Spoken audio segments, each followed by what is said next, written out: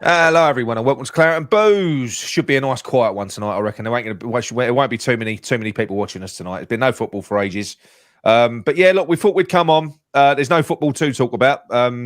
We've got loads of transfers that we haven't made to talk about as well. There's been a few outgoings, but we can talk to you about the rumours, and of course, we're going to talk about Sean Whetstone's big exclusive on the West Ham Voice, where he is 100% certain that David Moyes is going to sign his contract. But I'll go on to tell you about that conversation I had with him after. We've had a friendly bet. It's not friendly, charity bet. Was there no music on that introduction, or did you just go straight in? No, straight in. I'm not in the mood. I'm not in the mood. Yeah. I'm not in the mood. Also, a bit of an appeal as well. We've had a bit of drama today. If anyone finds an iPhone with a pink glittery case by South Kensington Station, can you let us know? Because Mickey got pickpocketed today, didn't you, Mick? Yeah, and I had to go to Lost and Found to get my shirt off him as well. It's ridiculous. Having a lovely day and I got pickpocketed. Dirty bastards. The crafty Cockney got done. The artful Dodger, he got done. Taste of his own medicine. Yeah. Done me, didn't they? Probably his old mate Fagan, wasn't it? Yeah. Yeah, my mate Fagan, yeah. How about you, John? You all right? You had a better day than Mick? Mate, you know what? You know I've been ill, innit? I had that thing, and my throat, my throat just won't go. Like it's my voice is affected. I can't sing as nice as I usually do in the cab for the punters. No, you're having a laugh. I'm really struggling, but on the phone I sound sexy as fuck. So the tips have taken a hit. Then if you can't sing, yeah, exactly. No tips from the punters. They love it when I sing. So yeah, no, good day. Football with a boy. Football with a boy and stuff like that, usual crap, really. I've still got my phone. So yeah. Poor Mickey. Did you have insurance? Did you have insurance, Mick? Nah, I didn't have it. I thought, what's the point of having insurance? Yeah, no one's going to rob me. I'm a face. What's going to happen? No one's going to take it off of me. Let me just eradicate this, because Dino hates sounds like my missus, right? It's not man flu, right? If you read the news, there's a thing going around called the 100-day cough. Yeah, that's what I've got. 2 years ago they called it COVID. Now they're calling it the 100-day cough. So I know. Ben's still got it. He's still got it now. It's been approaching 3 months. It's just driving me nuts. It's ridiculous. Yeah. Not good. I'm eating Maynard's Sport Mix. BCH, and I'm drinking Pepsi Max. Although I don't know why you need to know, you nosy northern bastard. Can you just do an audio then, please, John? I'll sing whatever you want. Anyone name that tune, I'll give you the first. If I know it, I'll give you it. Don't worry about that. Yeah, no. Go on. Right. Okay. Well, look. I suppose we'll talk about what we'll talk about the Sean Whetstone story first. So I took a phone call midway through last week. I was winding Sean up, basically. So I was sending him, because every day since he's pissed on everyone's chips after the Arsenal game and told us, everyone on Twitter, that we are 100% going to be signing David Moyes to a contract. Obviously, this goes completely counter to what I've been told. I've been messaging him almost every day saying, "Still sure, Sean? 100%, 98%," and he does respond, but He's been getting less and less certain. Now his message hasn't, but you can tell his voice. You can tell by his voice he's been getting less and less certain. And now he's saying, "I never said he would 100% sign it in January." So that's kind of where he's gone now. What he's saying now is that if they sign a contract, they'll sit down at the end of the end of the month, but it won't get done until around April. What, 3 months? I mean, that's a month before the end of the season anyway. So why wouldn't you just wait till the end of the season? You know. Yeah, so that's what he's saying. And what we've done is we've had a gentleman's bet, or a charity bet, £100. We choose each other's charities. If David Moyes is here next season, I've got to pay up, and if he's gone, Sean's got to pay up. So what I said to Sean, because he's look, listen, he's not lying. That's one thing I will be clear on. He does talk to people. He has got good contacts, and they are all telling him exactly the same thing. So he's spoken to a few directors now, not just the obvious one, but he's spoken to a few of them. But what I've said to him, I said, because what he's peddling, everyone's peddling. The media are everyone else. So I said, look, Sean, I'm not being funny. It sounds like a blanket PR. It sounds like a blanket PR strategy that they've got. You know, we had the Sam Allardyce season where we was flying. What was we, 3rd or 4th at Christmas? Yeah. And then Sullivan came out, made the mistake of saying we're not renewing Sam's contract at the end of the year. Well, the season fell off a cliff. So they're going to be very keen to not repeat that disaster. So as far as I'm concerned, this message that is being pumped out by the media, which is what Sean is, he's the media. He's basically part of that. So they will have in my opinion, or they should have at least, if they're clever, a blanket PR strategy where if anyone from the media asks, is David Moyes staying? They say, yes, we back the manager. We want him to stay. We want to sit down and sign a contract with him because David Moyes is pushing like crazy for a contract. This is David Moyes pushing this, no one else, because I think we can all accept and agree when you look at, especially what's happened now with the injuries. We had our best start to a Premier League season. We won the trophy. We lost our captain, but we've gone on to have the best start in terms of results to a Premier League season in history. It ain't getting no better for Moyes. This is why he's pushing for a contract now. This is striking while the iron's hot. So he's definitely pushing for it because at the end of the day, right, everyone he knows what Sullivan's like more than anyone else. So just let's just play ball. Let's just say it's correct, and they are going to sit down with him and give him a contract, right? It would all change if we went on a downward spiral in the next month, wouldn't it, John? If we started dropping down the league and we went out the cups, they would change. So this is why David Moyes wants to get this contract done now. No, of course. And at the end of the day, David Moyes is somebody who wants a job. He wants to stay in a job. So why would he not push for a new contract? Yeah. No, I'm not blaming him. Any of us in our daily life, if you need to get a new contract or need a new job, you're going to go for it, right? At the end of the day. But this all stems from this whole is he, isn't he, stems from the fact that Sullivan released, that statement a few months back now, whenever it was, when he basically said that Moyes isn't going to get a contract when that came out. And then a few weeks later, he rescinded it. You know, in my mind, Sullivan, who is at the top of the club, if you like, top of the pecking order of the club, his job should be to create a unified club, come what may, right? So whether Moyes is getting the contract or not, none of us are ever going to know for sure until the situation comes to the end of the season, right? But Sullivan should never have released a negative statement all those weeks ago.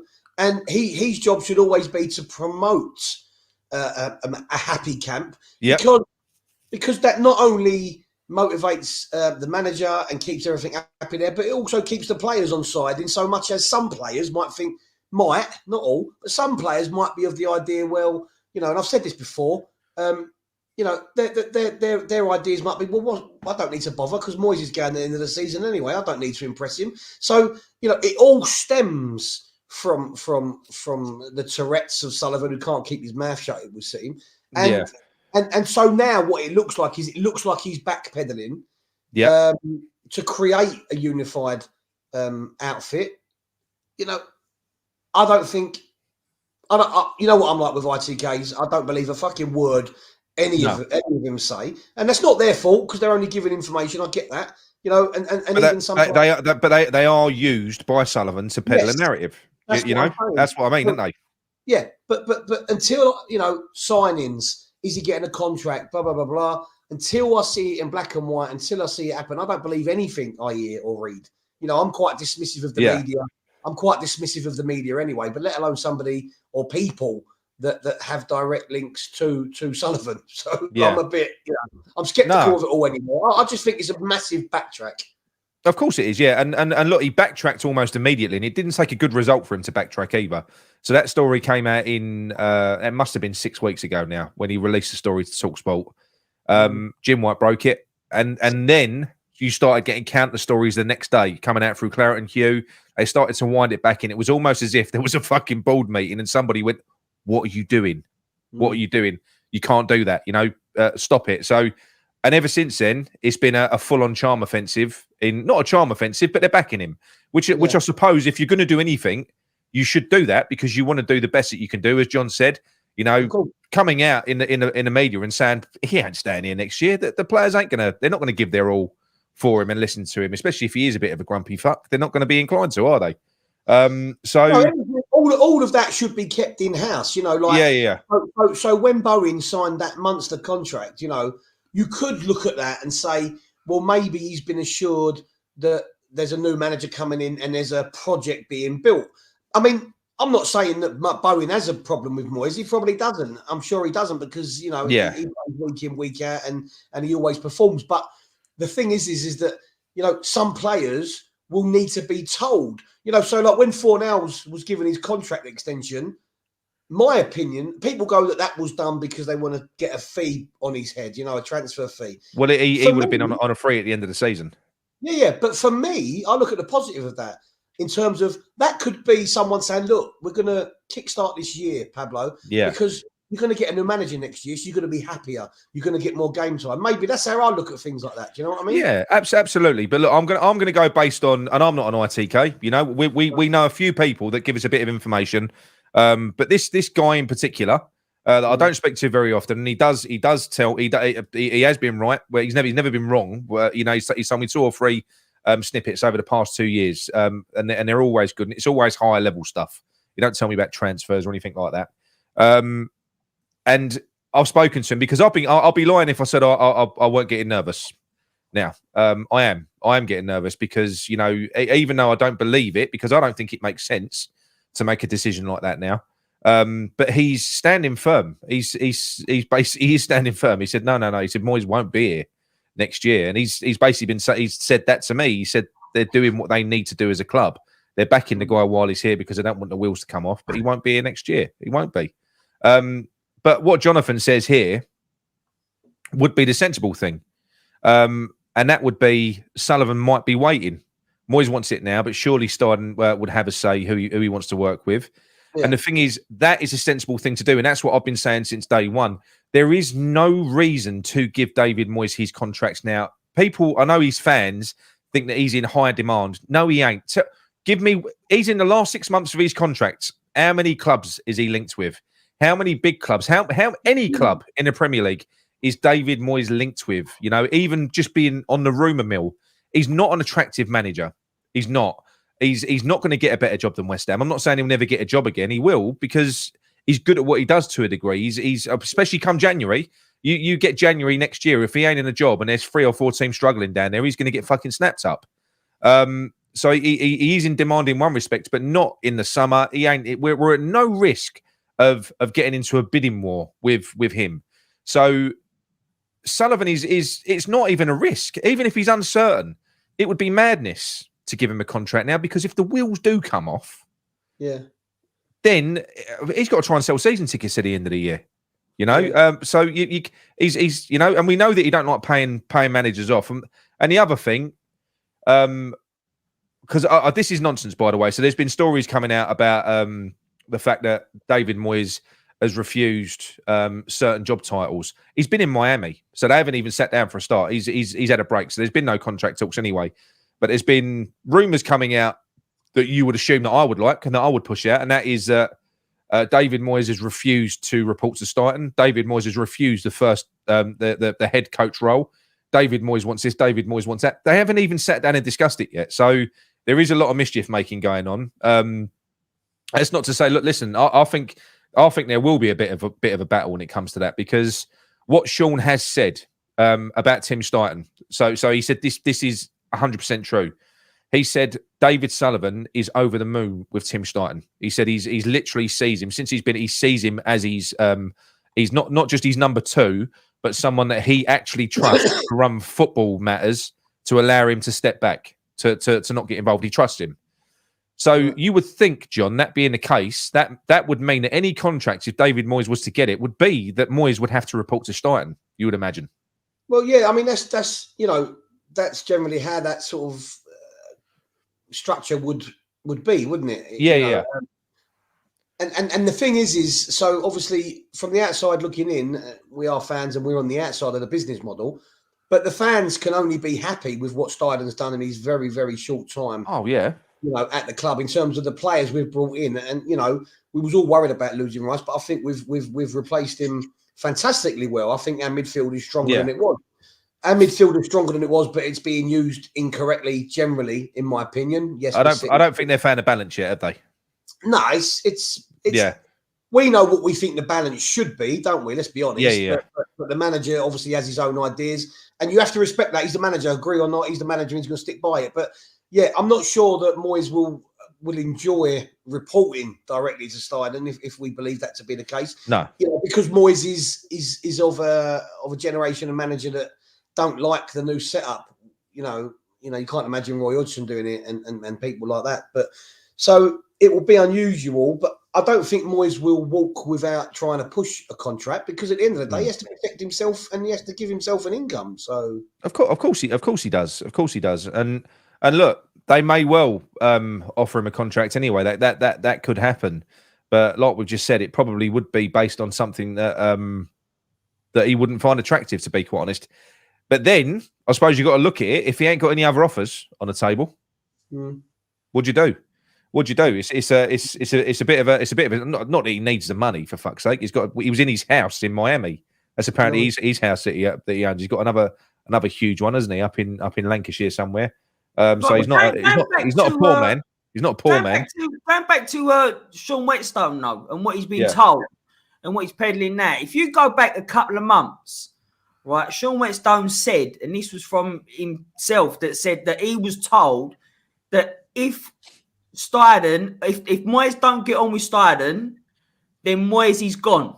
That's still true. He's still saying that is the case. That's what he said. That's what he said ages ago. And so if he's coming out now that they're not getting on, and he wants all that, then surely, from what Sean's saying, that they can't be offering Moyes a new contract. Well, Sean is now saying the opposite. Sean is now saying that they are getting on. I mean, and this is a gaslighting side of Sean, because 1 minute he's releasing a story to say that David Moyes is in Miami, and then he comes out and says they are getting on. They talk to each other before games, and look at the magnificent way they're working with each other in this window. Sorry? We're how many days in? 14 days in. How many players we signed?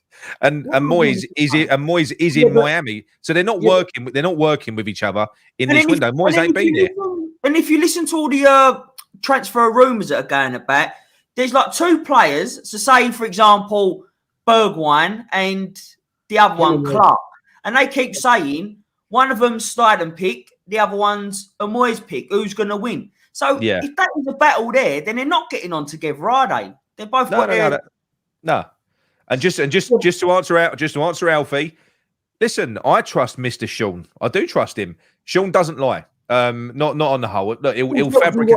He'll tells you what he's been told. He'll fabricate a story and he'll fabricate a story and pad it out. But the story is a story. So he's only telling you what he's been told. What he's been told.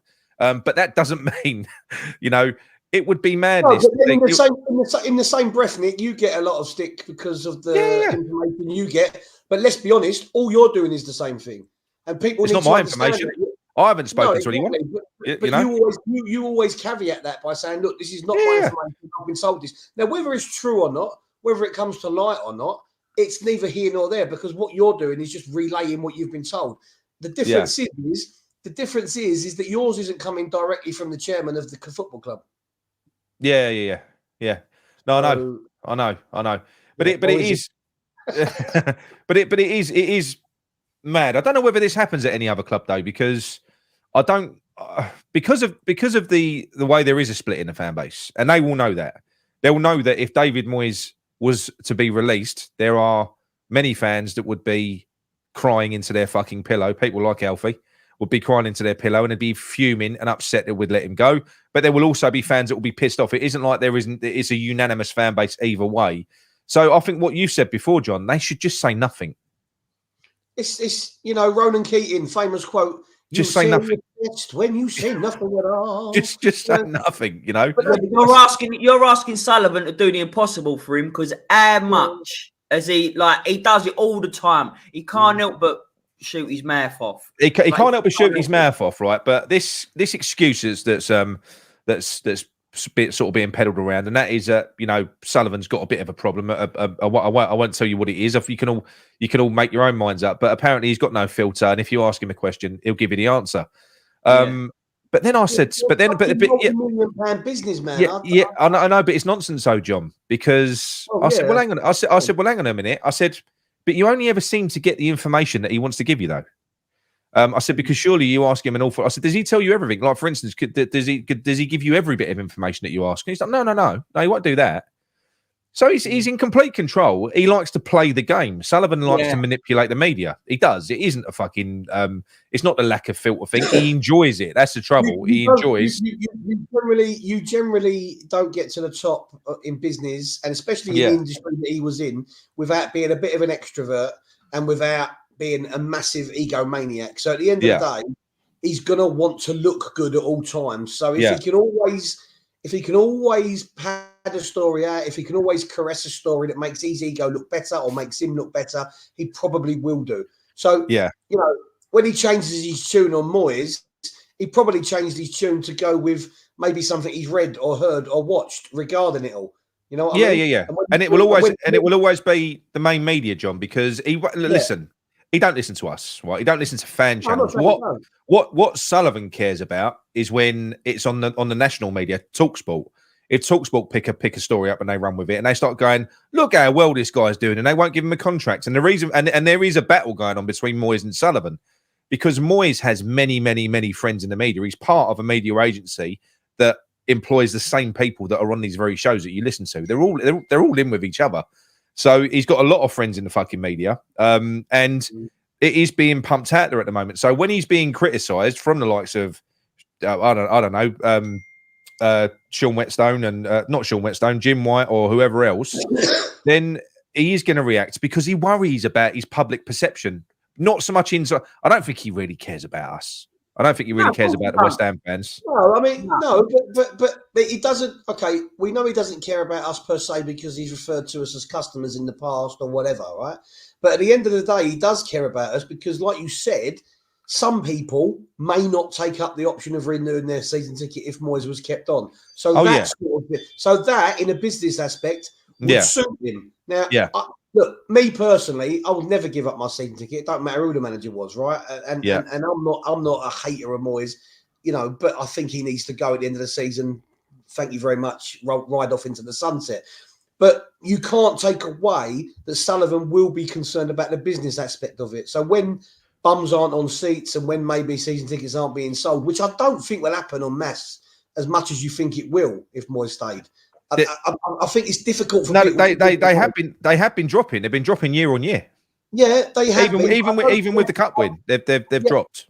Okay, but I don't think that's as a direct relation to David Moyes being kept in. There's got to be other factors involved, cost of living, things like that.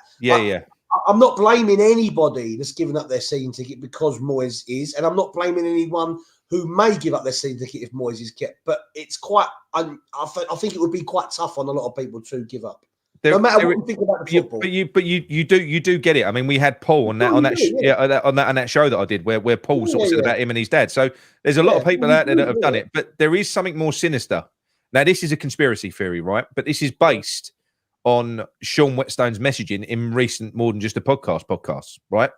And that is that David Sullivan hates and detests how cheap the season tickets are at West Ham. They're too cheap. David Sullivan. He doesn't like it. But was he not part of the team that would have agreed that initially? Yes, but basically he thinks that we're too cheap, and they make more money. They make more money through selling a seat just 6 times a year than what they do from a season ticket. And they've been trying, and when they're squeezing down available season tickets. So as say 5 or 10,000 people let their season tickets go, they don't make those 10,000 seats available again. No, they don't. They only make sort of 5,000. They're driving them down because it makes more money to sell the seats individually. Now, I'm not being funny. Who better to help? If this is what they want, if they want to trim 10 to 20% off of their season tickets, ugly, boring fucking football and success. No, but that is a conspiracy theory, John. But would you put it past them? Yeah, I think that's a no. But if Sullivan, Nick. Yeah, I know. But if Sullivan hates the fact, how else can you do it? How else can you sort that out? Sort that problem out? If you've got 50,000 season tickets that are being sold too cheap, and you can't all of a sudden spike them 25%. What do you fucking do? Look, I'm not going to lie. Our season tickets are very cheap. Let's be honest. We are one of the cheapest in the Premier League. I mean, My boy's 12. I think I did say it was a conspiracy theory, by the way, everyone. I did say it was a conspiracy. Our tickets are very cheap, and yes, we know they sell those match day tickets to tourists or one-off things at a far higher profit. You know, and when you get the overseas fans, you know, they are going to go into the club shop and spend another £100 on clothes and things and whatnot. Well, that's it. So it does make sense from a business perspective, but as I've said many times, I don't give a fuck about the business. You know what I mean? I'm here for the football, and that's it. But and the other thing as well, did you see that part on the show? I never did post a link. The guy, he wasn't a Robins fan; he was a Cheltenham fan that bought a ticket for the Bristol West Ham game, but he bought them in the West Ham end, and he just went online, no constraints whatsoever, bought the tickets in the West Ham end, right? But then they asked him to prove that he was a West Ham fan. So he was like, what's going on here? And the way that you prove that you're a West Ham fan is by sending in a picture of yourself wearing some sort of West Ham memorabilia. Yeah. So like a scarf or a hat or something like that. I haven't bought a West Ham kit since I was about 15. Yeah. Well, what I'm saying is that's how easy it is to get a ticket at the London Stadium if they're available. They'll sell them to anyone. They'll sell them to anyone. And I understood when I watched the video myself and that, and I get it. But then a few months ago, or like even last season, we was moaning about away fans being in the home end. Yeah. So this is the thing. A way of them stopping it, but then. And no like, away fan is going to put another shirt on, are they? They're not going to do it. Look, yeah, but Mickey, I'm not being funny. If you're spending £60 on tickets, you'll go and order yourself a West Ham scarf for £5 off the internet, wouldn't you? If all you got to do is send in a fucking picture of yourself wearing a scarf to prove you're a fan. No, maybe. I mean, I don't know, but I think that the club had to do something to stop away fans coming in. But then, like he said, that he could have got one of his West Ham mates to get the tickets for him, and then give him the tickets. And there's no way. Yeah. And they said, no, that's fine. They told him that's fine. You could do that. Yeah, I know. It is mad. But look, anyway, as we've seen, you know, there isn't much going on in the transfer window apart from outgoings. We've lost Kehrer. I think that's I mean, look, it was made to look even more idiotic with the injuries that we got straight away afterwards. But I suppose, look, I think he was a good player, and I think he was a great player to ever. I think he's someone that we could have used in CDM if he was desperate. He was someone that you can use at centre-back, someone you can use at right-back. Was a bit of a mad thing to do, but I do get that he was the most saleable asset. I think because he's a good player. I don't think it's just that, Nick. I think at the end of the day, you've got the Euros coming up. He ain't getting no game time. He might have been pushing for the move to get game time. Yeah, of course. And is it option to buy the loan? It's obligation, so he's gone. He's gone. Yeah, it's basically it's a delayed payment on the transfer, and I think it's not 15 million. I think we're just getting our money back, so that's 10 million. So I suppose look, we ain't used him that much. I just think it's a bit of a shame. I think there's a quality player gone out the squad, but I suppose we'll have to wait and see how they replace it. There's rumours that Johnson's going to go in this window as well, because obviously if we don't sell him, he goes for a free at the end of the season. So it seems like Southampton interested in him. We know that Connor Coventry's gone to Charlton. I'm pleased about that. I'm pleased for him. I think he'll hopefully go and do well. I'm not being horrible though with Connor Coventry, and I mean it totally respectfully. I think he's 22 now. Is he 23? Yeah. It was time. Not anymore. He's just wasting his own time hanging about. I'm not being horrible. He should have gone in the summer. I'm not sure how they persuaded him to stay. Really, I suppose. You know, he's obviously grown up with West Ham fan. Yeah. In his blood, I get it. But for his perspective, from a career point of view, it's the best thing that could happen to him. Moyes might have told him what he told Mabama, and I want to use you to get game time, but never has done.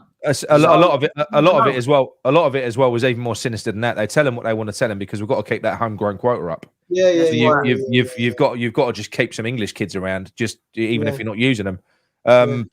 But the other one. If Johnson wants to go, sorry, Nick. If Johnson wants to go, and we was to sell him, how much we're going to get for him? About 5 million, I suppose. About 5 million. I don't even think you'll get that, Nick. Will you? You won't get that. Not be 6 months. It's got to be worth 5 million, surely. What? 6 months on a contract? He ain't. Oh, well, if that were any less than that, you wouldn't bother. Then you'd keep him. You know, personally, for 5 million for a Premier League club's peanuts. Right at the end of the day. We should just keep him till the end of the season, and but then that's another aspect of it all. You see, because this is how I look at it. if Moyes was going in the summer, then surely someone else at the club, be it Steidten, be it Noble, whoever else, would say to Johnson, look, just stay.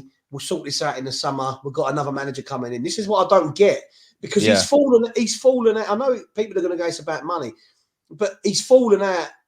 He's fallen out with Moyes somewhere along the way, right? But if Moyes isn't, I'm not surprised. I'm not surprised. No, I'm not saying that. But what I'm saying is I'm not slagging him off. What I'm saying is, if the club are looking to move on from Moyes, then surely they would easily be able to persuade him to wait until the summer and then sign then. Yeah. New manager's coming in, no? Because Johnson's, Johnson's one of us and all that, you know. But then again, if you look at Steidten and you look at the profile of the teams that he plays for, Johnson don't fit it as a fullback. So, for instance, a complete bollocks link was who's the right back that scores all the fucking goals for Leverkusen? Can't think of it. Frimpong. Well, links. He's amazing. He's amazing. He's having it. 23 years old. He scored 10 goals and got 7 assists from right back. He's a wing back. He's a wing back. He's one of the picks for being in the team of the season, in team of the year. Yeah. So we're apparently, according to Football Insider, going up against Liverpool, John, for Frimpong. So that'll go well. I like the link to that. The bloke who come up through the Tottenham youth, plays in Portugal, Sporting, Marcus Edwards, is it? Yes, good player. Because he would count as homegrown. Yeah, that's right. That's why that could be a good move. And let's be honest, you can pick players up from Portugal at a fairly reasonable rate. Yeah. He left England, went over there pretty young. I think he looks. Look, I don't know a great deal about him, but I've been taking an interest over the last couple of weeks. I think he looks good. People will say, yeah, we've got our own English talents, but he's been over there for a couple of seasons now, so he's done well.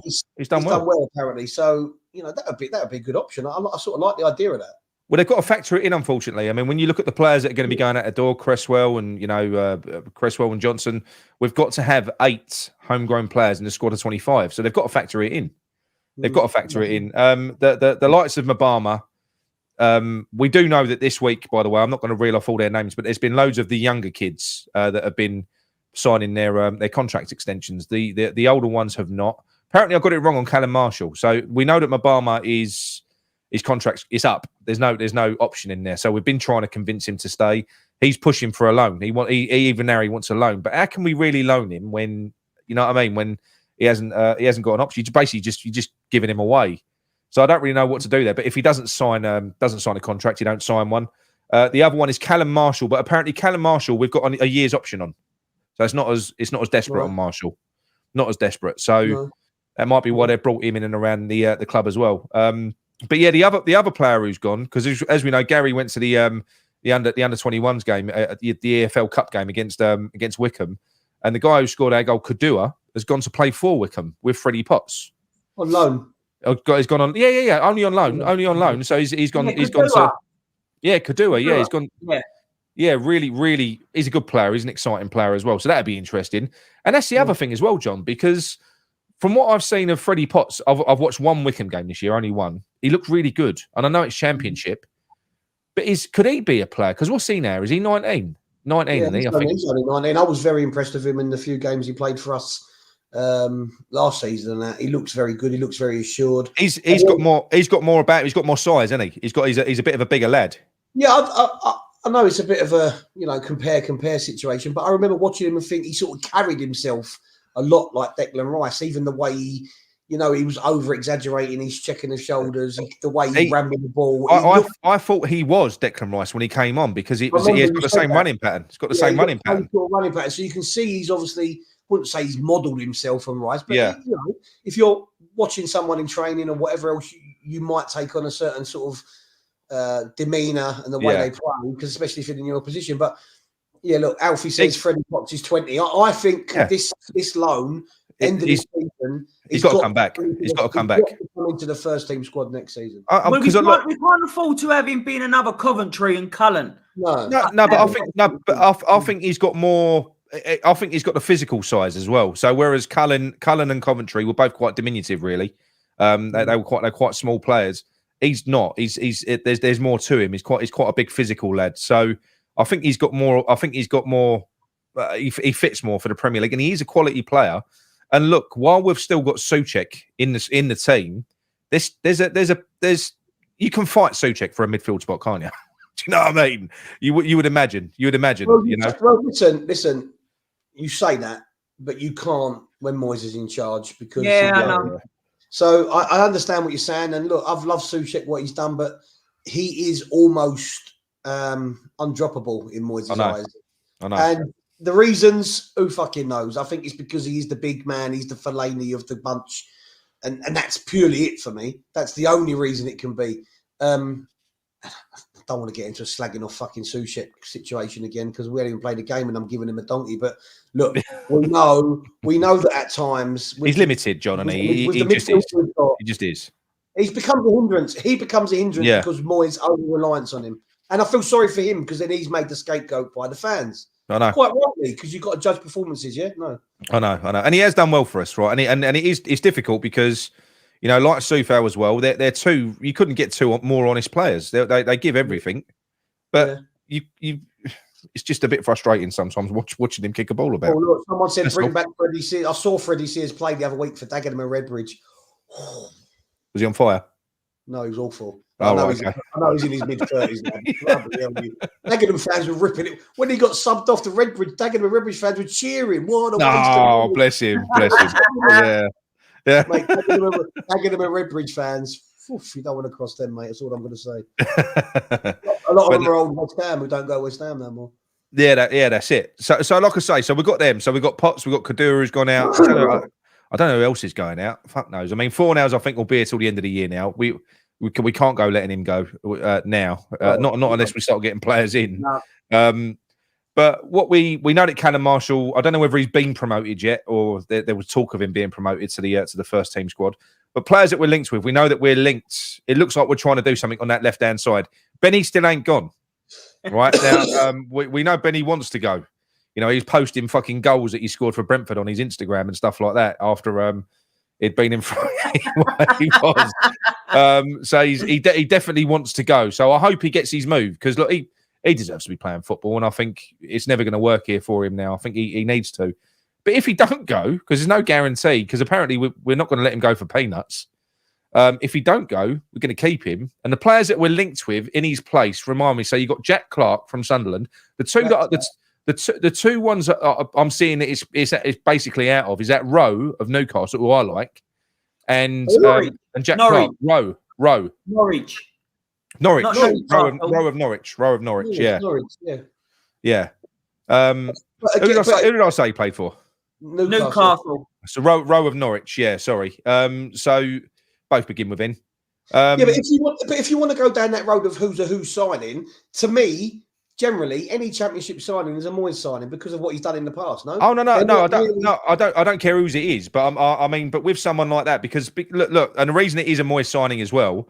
Is because if we go and get players that we have been linked with that are established players that you would expect would want to come in and start, he'll play them. But then the minute the other players are back, they're bench players. They're the new Benny. I don't think we'll get anyone in January. If we do, it'll be loans because you can't attract. This is what I've said before in the past. It's difficult to attract somebody to come to a club where the manager's situation is basically in limbo, right? So. Yeah. If we were to sign any big name established players, let's say that Santiago Jimenez from Feyenoord, who I think we will be outbid, we will be outbid from because I think Chelsea is sniffing around him now, and we ain't going to compete with them, are we? But we got Kudus in front of Chelsea. Yeah, true. Yeah, maybe I shouldn't underestimate that. I think it's Tim. I think it's Tim. So what you're saying is right. When you look at it from the outside, like we do, it looks like a bit of an unstable ship. But then if Tim Steidten puts a project to you and says, no, we're not unstable. This is what's happening. Well, that's what I'm saying. So if we do sign anyone full-time in January, for me, it would mean that they've said, this is what the situation's going to be. You can't sell, I hate the fucking thing, the project without knowing what you have to give people the information that they require. Now, I'm not saying players ain't going to come and play for Moyes because they don't like David Moyes, but they might also think, well, why am I going to come if he's going out? How do I know the next manager is going to like me? But this is the thing. Steidten sells the club now in terms of I pick the players. I say who's going to be played. If the roles are 100% as they should be, i.e. director of football, whatever the bloody title is, then Steidten goes, these are the players, and whoever the manager is, you're playing these players because I brought them. And the most important thing for me, because I actually watched the West Ham Voice the other day, and he had a fan on there called Bruno, a really, really good guy, spoke really well, and he said the same thing as what we've said. He said, how can you have, like, we brought Mabama through and stuff like that. It's so important now that we play the same philosophy throughout the club. So it makes it an easy, not apart from anything else, so that it makes it an easier passage for the youth players as they step up. So it's familiar, because they're brought up playing a certain way their whole young careers, and all of a sudden they get thrown into the full team setup. Not only have they got to step up to the physicality and the speed, they've got to adjust to a new way of playing. So it has to be the same philosophy throughout. We know we've got it in the youth team now; it's fixed. So from the under-23s downwards, they're playing that 3-4-3, which is what Xabi Alonso plays. Just saying, as I keep on saying. But yeah, so you would think that philosophy would be set, as you just said there. Whoever comes in next, I'm not saying that Tim runs a team; he don't, but he will say, "This is how we're playing. This is how you coach them." Whoever comes in next is what you would imagine. This is our philosophy. This is our philosophy. It's what you want to kind of vote, but there's no way that could happen as it like right now. Not with Moyes. No, you can't have the youth play the Moyes system. No way. Look how exciting the youth are and have been. Do you know what I mean? Just to watch, and he's been great. So yeah, you'd hope that the next manager, who would hopefully be progressive and exciting, then will say and play the same style as the youngsters. Yeah. Yeah, of course. I don't think Steidten's going to go and get a manager and then say, right, to this manager, you're going to have to play this way. He's going to go and find a manager. He'll get one to fit. That fits him already. That fits him already. He'll get one. He'll get one that fits, and you would imagine that the coach would pick us because of that as well. I just want to reference this point here from West Ham FC 66 because he said it a couple of times and I couldn't get up on the chat, so I do apologise. He says we can't buy because we haven't offloaded the deadwood first. That's on Steidten. Great at getting players, but pony at flogging. And what I'd say to counteract that is this: you can't get rid of players when you've got no one in their place. So you can't. Everyone goes on about Cresswell being there, but Cresswell this season is purely there as an emergency backup, right? Yeah. You can't just get rid of players. The squad will get smaller and smaller. The squad's always but also, John, as well. I mean, whatever your name is, 66. The West Ham United, Nick, is there? Yes, 66. But basically, you can't go blaming Steidten for trying to sell players because Sullivan will say we want 20 million back for Ben Rama. We want this back for Fornals. We want that. The fact of the matter is, these players are almost, I think, the likes of Fornals and Benny now, they're impossible to sell. They've been killed. So as players themselves, they've depreciated. They have. If we do go, if Tim Steidten goes out and gets 20 million for Ben Rama, he's done fucking well. I'm telling you. Well, and these players that are in that second string, like Johnson, they've been made useless and worthless. Well, Aaron makes a point here to back up what you're saying. The players we want to get rid of, they don't get played. So clubs can't see what they play like. So how are we going to value them? It's a good point. Well, that's the other problem. If the players ain't getting played, then the value goes down. So how can you expect to get top dollar or like top pound note for a player that is not getting played? We wouldn't want to do it, would we? We wouldn't go and a player that ain't playing, we want to go and spend like 20 million on them. No, you'd be trying to get a bargain for him. That's what you'd be trying to do. And like we did for Craig Dawson, who wasn't playing at the time. Exactly, but that's what I mean. I think it's for me. I think it's very clear by the end of this window, we'll see. We'll get a good idea about what's happening because. For me, although it looks very harrowing, when you look at the show that I did a few weeks ago, where it shows how thin the squad could become in the summer once all these players go, but that is also it's not harrowing really. You think if you're Tim Steidten and you are a new manager, you've got a blank canvas to work with, almost. Mm-hmm. You literally have So they probably are going to go on a bit of a process of trying to get rid of as much deadwood as they can. But yeah, it's got to be. It can't be easy. I mean, how the fuck do you sell Danny Ings? How'd you sell him? Well, have you not heard that Palace have said keep us up to date with the Danny Ings situation? Yeah. Have you heard about Palace? At the end of the day, Danny, I will say this, and I'm going to say it again.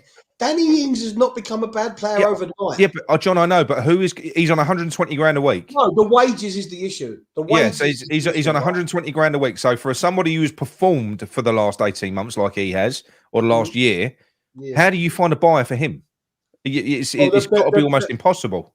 Well, the club purchasing him would be buying him based on his time before West Ham, and he'd probably have to take a hit on his wages, wouldn't he?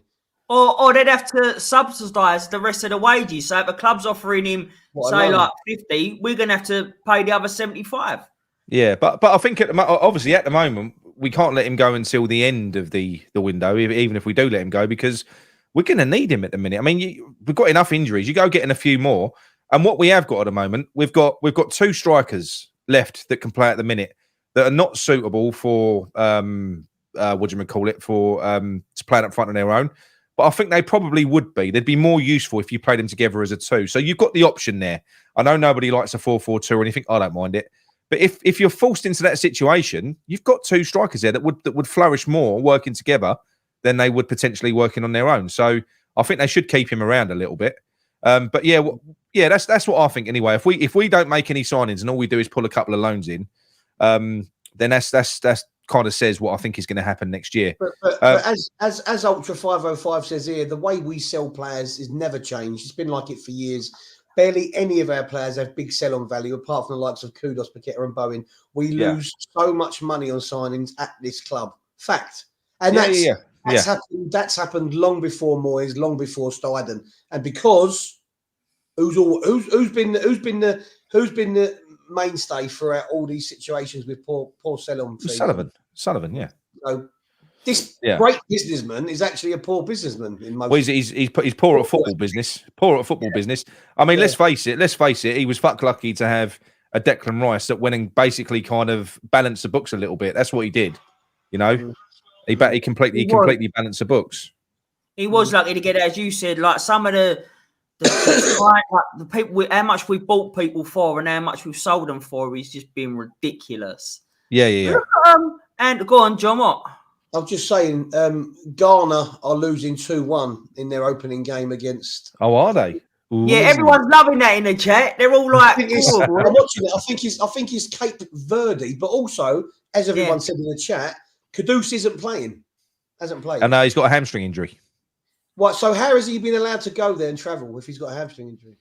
I don't know. I don't know how it works. I ain't got a clue. They know he had an hamstring injury though, didn't they? When he got it on like the day or no. He apparently he's been having this little niggle, this injury for a while. And the reason that we've been able to take him is because we played him on it. No, that don't make sense. Hang on. If the club pay his wages and he's injured, how can he travel to a tournament? You can say no, surely. No, you can't say no. You physically can't. No. It's the rules. Them's the rules. If you get called up. They was kind of aware of his issue that he had, that he was carrying an injury prior to the last game that he played. But he won't play. He won't play. Interesting. Trini Hammer says that there's a West Ham rep who's over there with him. So obviously watching. Oh, there you go. Looking after him. Around the medical side of it and all that. Looking after him. I don't blame him. It's very important. Very important. Because our medical staff have been brilliant, haven't they? So that'll be. There should be a few fucking movements with medical staff in the window. Do you know what I mean? Oh, but we've always been like that. We've always been like that. Gary made the point. We've always made these mistakes with players, haven't we? You know, well, we've done that with Zuma. Do you remember? Like he went down in a game, and Bonner, then he's gone. He went, So it's nothing new, really, is it? No. But no, look, it is interesting. So, what would you reckon, Mick? Do you reckon we're going to get any signings in? I don't really care. I'll be honest with you. I don't really care. It doesn't really bother me.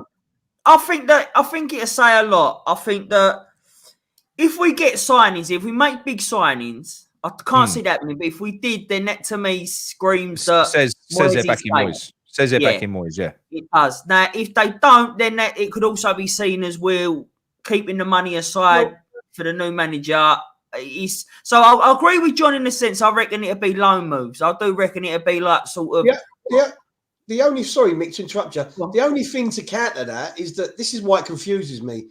If Steidten is the person who decides who we buy, he buys the players, then if he brings players in January on a full-term contract, is that really backing Moyes or not just backing himself? It's a difficult one for me now. Maybe. Do you understand what I mean? Because we're saying in one breath, if he buys players, they're supporting Moyes. But no, because if he's buying players for himself and the club, I think you could argue it either way, though, John. Couldn't you? Yeah, You could argue it either way. If you've got like a narrative, you can argue it to prove your narrative. Do you get what I'm saying to you? You can argue it either way. I mean, what I would say, all right. What's he saying? I think I'm not in the mood for elite. No, sorry, mate. No. Maybe another time. When I'm not a nice calm night. So yes, but what I would say is going back to what we were saying before. When you look at these players that we're linked with, so you got Santi Jimenez, who is a brilliant player. But he's not the quickest in the world. He's not. You know, I'm not saying he's Haller, right? But you've got to bear in mind, I think he scored 18 goals in the Eredivisie, and he's playing. You've been practicing that. The Eredivisie, but it's the Eredivisie. But he's played.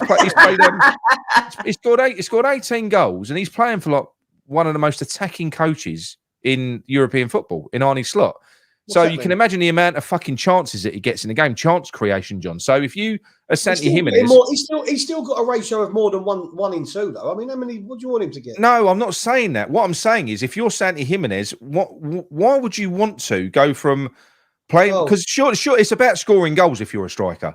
So surely, if you've got other players that are, because if I was a striker, I'd want to go for a team that provided as many chances as possible, so that you got more chance of scoring a goal. I think for me. You know, if anyone done their homework on West Ham and the way that we played, do you think we'd be attractive for a striker, really? When you look at our history, a top striker? No, not really, because we're the graveyard of strikers to some extent, let's be honest. Yeah. But at some point, that hoodoo, whatever you want to call it, it's got to stop, and it's got to fucking. We've got to find a 20-goal striker. It's not us. It's Moyes.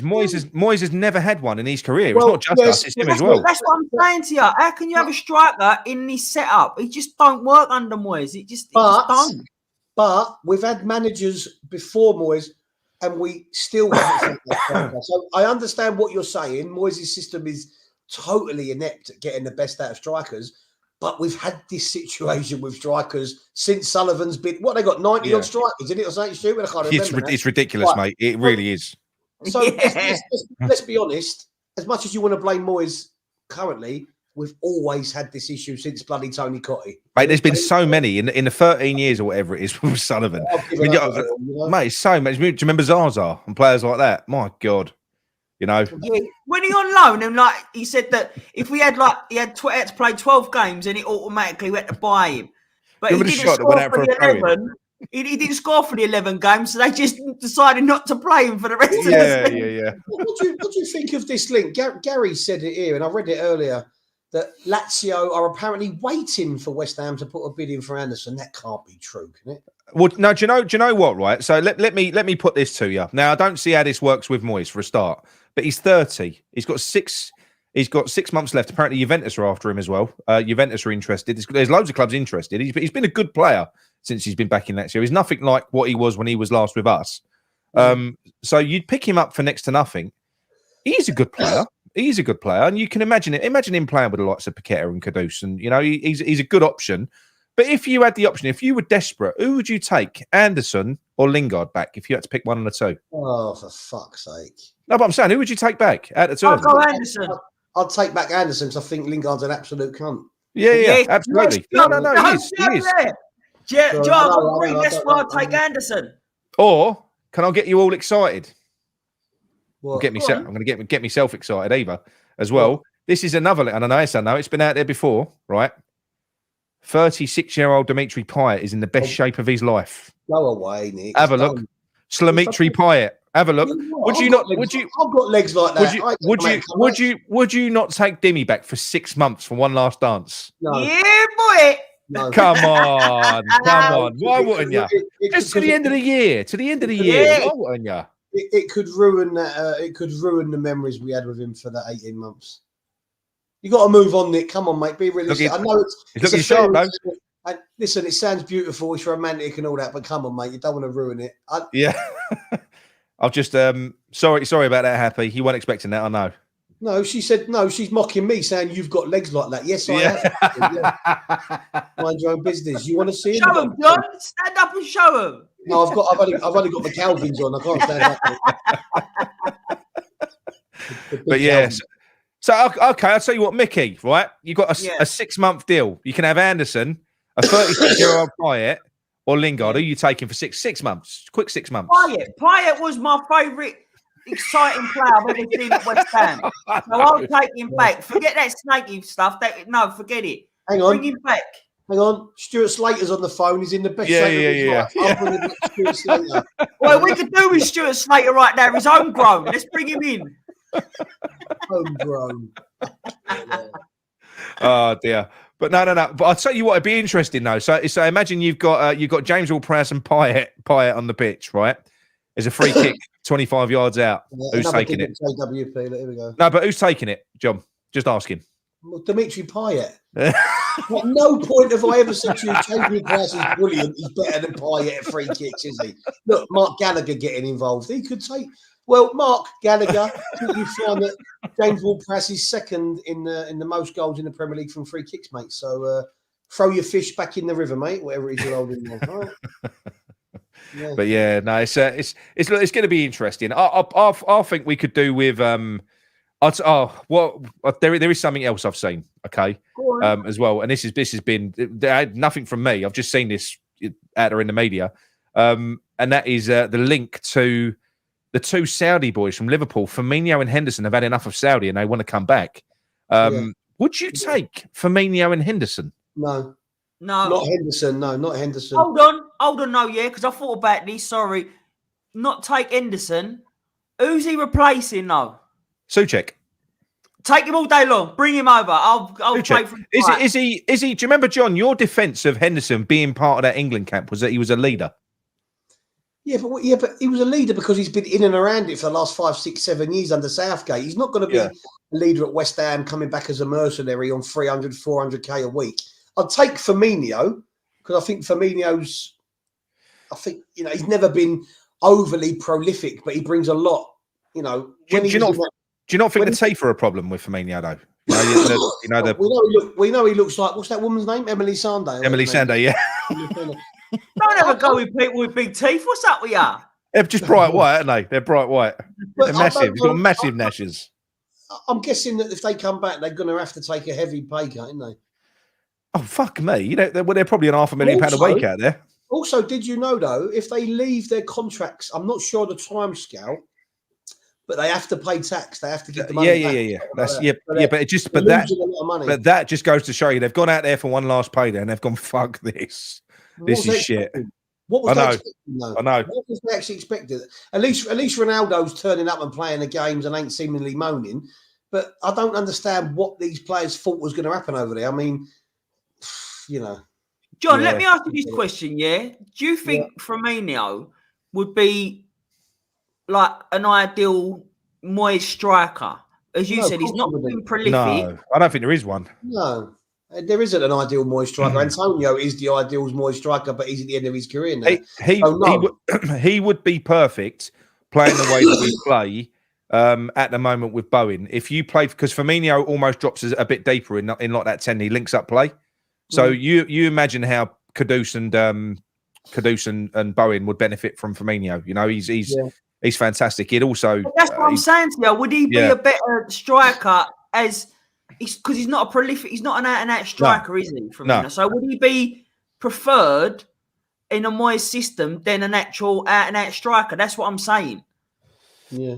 Look, at the end of the day, I think I would take him. I would take Firmino, but surely we should be looking sort of beyond. This is a bloke who just put a picture of fucking Payet up. We should be looking beyond. Exactly. We should be looking. But he's our journeyman. That's more of that's just me being sentimental. But we shouldn't be looking at players that are past it like that now. 100%. I don't want him. But there is one that's been linked from Saudi that I would actually love here, and that's that Jota. Jota. That's not the one. The one who was at Celtic. Yeah, the one who was at Celtic. He looks fucking brilliant. He's on the left as well. Yeah. Yeah. But, I don't know. I just find all them guys that have gone over there, I find it pathetic. Really, I do think wages are going to be an issue with anyone we get from Saudi, because although they know they're going to have to take a pay cut, they're going to have to take some fucking pay cut to come back to the Premier League again. They're multi-millionaires anyway, aren't they? They're absolutely multi-millionaires anyway. Yeah. I mean, I wouldn't take Sadio Mane because he dates 15, 16-year-old girls, doesn't he? So I wouldn't date him. Oh, is that true? Well, he was eyeing up this girl when she was 15. He's married her last week and she's 18 now. Oh, God. Wow. Who's this? Sadio Mane. He's just married an 18-year-old girl. Apparently, he was talking to her family when she was 15 about, getting with her and that. But been grooming her since the age of 15. Anyway, let's move on. Let's move on sharply. We're getting cancelled. I don't know where that came from. Oh, yeah, look here. Brian P says Jota is decent. Big Ange might be in for him. Yeah, because he was at Celtic, wasn't he? So I'm not sure if they was together. I can't remember. They must have been. Yeah, they must have crossed. Yeah. Well, they've got they've gone out. They've bought some fucking players. I mean, they've gone out and bought Timo Werner now, who turned his nose up at us. Loan. No, it's the same. It's a loan with an option to buy, isn't it? Option to buy. Don't mean they will. I mean, who's the other guys they bought? Dragonovic or something. Fuck's that. Yeah, Draganovic. Draganovic. He come on for the last 10 minutes today. I don't know much about him. I know he was at Genoa. I know he was on the books of Juventus as a youngster. I know he was in Genoa. I know apparently Bayern Munich wanted him, but they went for Eric Dyer instead. Or he turned him down, I think, actually. But did you watch the game today, that Spurs game? Yeah, I did, yeah. Did you watch Timo Werner? Who? Yeah, what about him? Just some of the shots he was having. They were right. No, I didn't watch. I didn't watch it. Was he not very good? He's desperate. He had like the two shots I saw. One was like nearly went over to the corner flag, and the other one went out the stadium.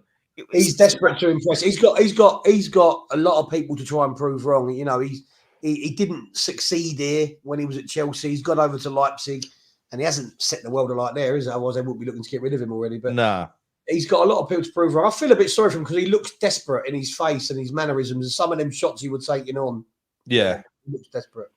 He needs goals. Well, I don't think he was being particularly prolific for RB, was he, when he was over there? That's obviously no. That's what I'm saying. He hasn't done much at all. I think he got his name off his Spurs. He got his name off the back of his first spell in RB, didn't he? He smashed it in his first in RB. Yeah. Yeah, a lot of people say he's overrated. Emma's Mikey, Trini. Yeah, I mean, look, you'll always get a bit like, how come Spurs got him? But Ange's a big pull at the minute, like it or not. I think he is a big pull. He comes across as a charismatic person and manager. So you can imagine, I think Ange Postecoglou, as much as I hate to say it, I'd imagine he's a good bloke to play for. I reckon he gets on with the lads. He's one of the lads, you know what I mean? Yeah. Style's a big pull as well for footballers that want to play football. His style for footballers that want to play football. His style, that's a big pull for people as well. They look at it and go, "Oh yeah, that's fun." I'll tell you what you say there. I saw an interview with Madison about him, and he said he's a great guy, but he said he's never ever had to work so hard. Apparently, the geezer's a fucking taskmaster. Yeah, he really pushes and takes no bollocks in training. But yes, John said that. Go on, John. Sorry. Sorry. If you trust someone, if you've got a relationship with them, you give it your all for that manager, won't you? Yeah. Like Son said the same thing as what Madison said, but Son also said that his team talks and that they get ready. They want to run through brick walls after he's talked for him. Do you know what I mean? He gets them geared up, and they actually want to do that for him. So I think that's great to know. But I think as John said, as well, I think it all comes down to a style of play as well, because players have to enjoy their football. They have to enjoy their football, and nobody will ever convince me that playing the way that we play for top players, for players like Paqueta.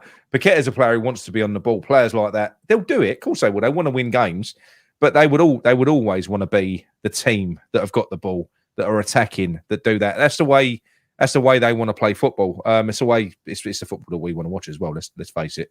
Yeah. You know. It was exciting that game. To be fair to you, like Man United have been shit all season, but it was end to end that game.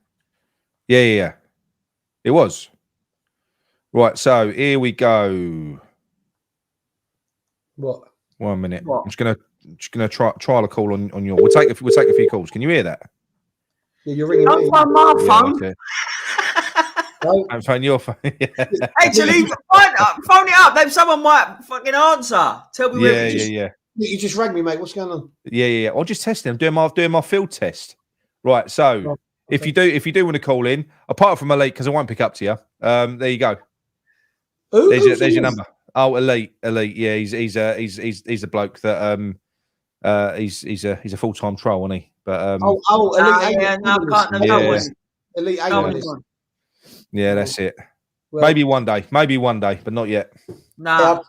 Question from Jonathan Boyce, who I believe is German. Guten Tag, Jonathan. Du ist gut, ja? I do think that Paqueta is unmoisable. I do. Yeah, I do. I think he's he won't let no one tell him what to do. I think he's one of them characters. Well, do you remember even when he was playing deep that time and he was on his arse fucking showboating, wasn't he? Yeah, he's can't just imagine him. It's just within his nature to fuck about with the ball, basically, isn't it? Yeah. Yeah, I can't see him. I can't see him doing that. Where are we? WHUFC, not necessarily. Look at Atletico Madrid. Players like Griezmann say Simeone has made them love defending. I love defending. There's a lot to be defended for defending, if I'm honest with you. Here we go. Who do you reckon it is? Gary from Romford. Gary from Romford. Hello, Gary. Can't hear him. Hello, Nick. How are you? Very well, mate. You're on with me, Mickey and John. I don't know if you're watching the show or you're out in the. I am, yeah. Oh, no, you are good. I'm watching the show. Hello, Nick. Hello, John. Nice to see you again. Hello, mate. You're all right. Yeah, missed you, John. So. Harry, you got a spare mobile phone? Yeah. Because I must admit, I got very excited when I saw Payet come up, and then you know how much I love Payet. So was it his legs? Was it his legs that got you excited, Gary? No, just the actual. It's just the memories of 2016, really, and free kicks. Mate, I'm not being funny. It would take it would be worthwhile bringing him back just for one moment, even if that moment was like second half against fucking Tottenham or Spurs or something like that, just to bang in one of them free kicks. Yeah. And as John said, into the pod, I mean, yeah, and he is the type of player that would do it as well. I know people say you never go back because it'll never be the same. But it's like there's certain players that are at a certain level. It's like De Bruyne has been out forever, and he fucking played for City the other day, and he scored and assisted straight back, straight in. He's won the game. Different level. Yeah. But he won the game, didn't he? Yeah. Anyway, Gary, what would you like to talk about this fine evening? Well, basically, we've got the game Tuesday night, which is on TV, which I'm really pleased about. Yeah. So it's good. BBC is showing that. And we've got the game next Sunday, which is on Sky. So that's good. What I was going to say to you is, I think with this game, it's actually not on Sky, Gary. It's on BT Discovery. BT, yes. That's what I meant. Actually, not BT. It's TNT. Thank you very much. It's actually Discovery. It's not.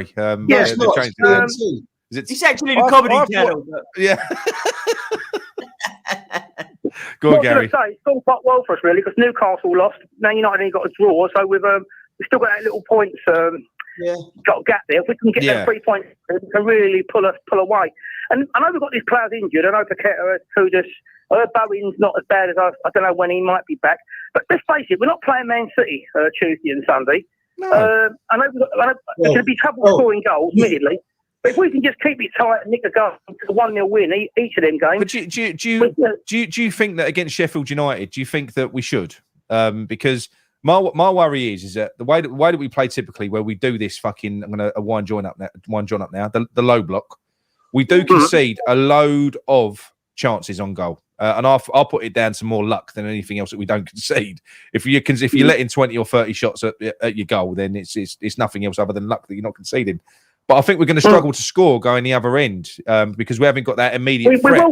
We haven't got that immediate threat. So do you not think he needs to play it a little bit different and maybe play some football in them games? To be truthful with you, I don't care. These next two games, I don't care how we play. I just want to get the win Tuesday. I want to get a win Sunday. So we can pull clear. We pull 8 clear of Newcastle. We pull 5 clear of Man United. You know, it's all about the results of the next two games because of the players we've got missing.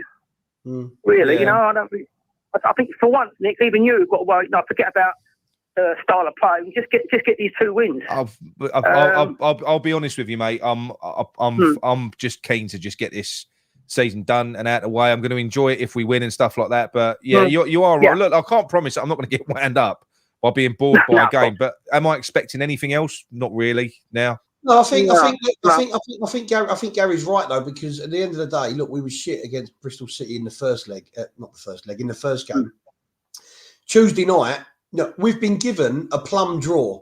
We've got if we beat Bristol, you know, we're at home to either Forest or Blackpool, who have got a replay, right? And we always moan about the draws we get. You know, Man United will get Man City. Right.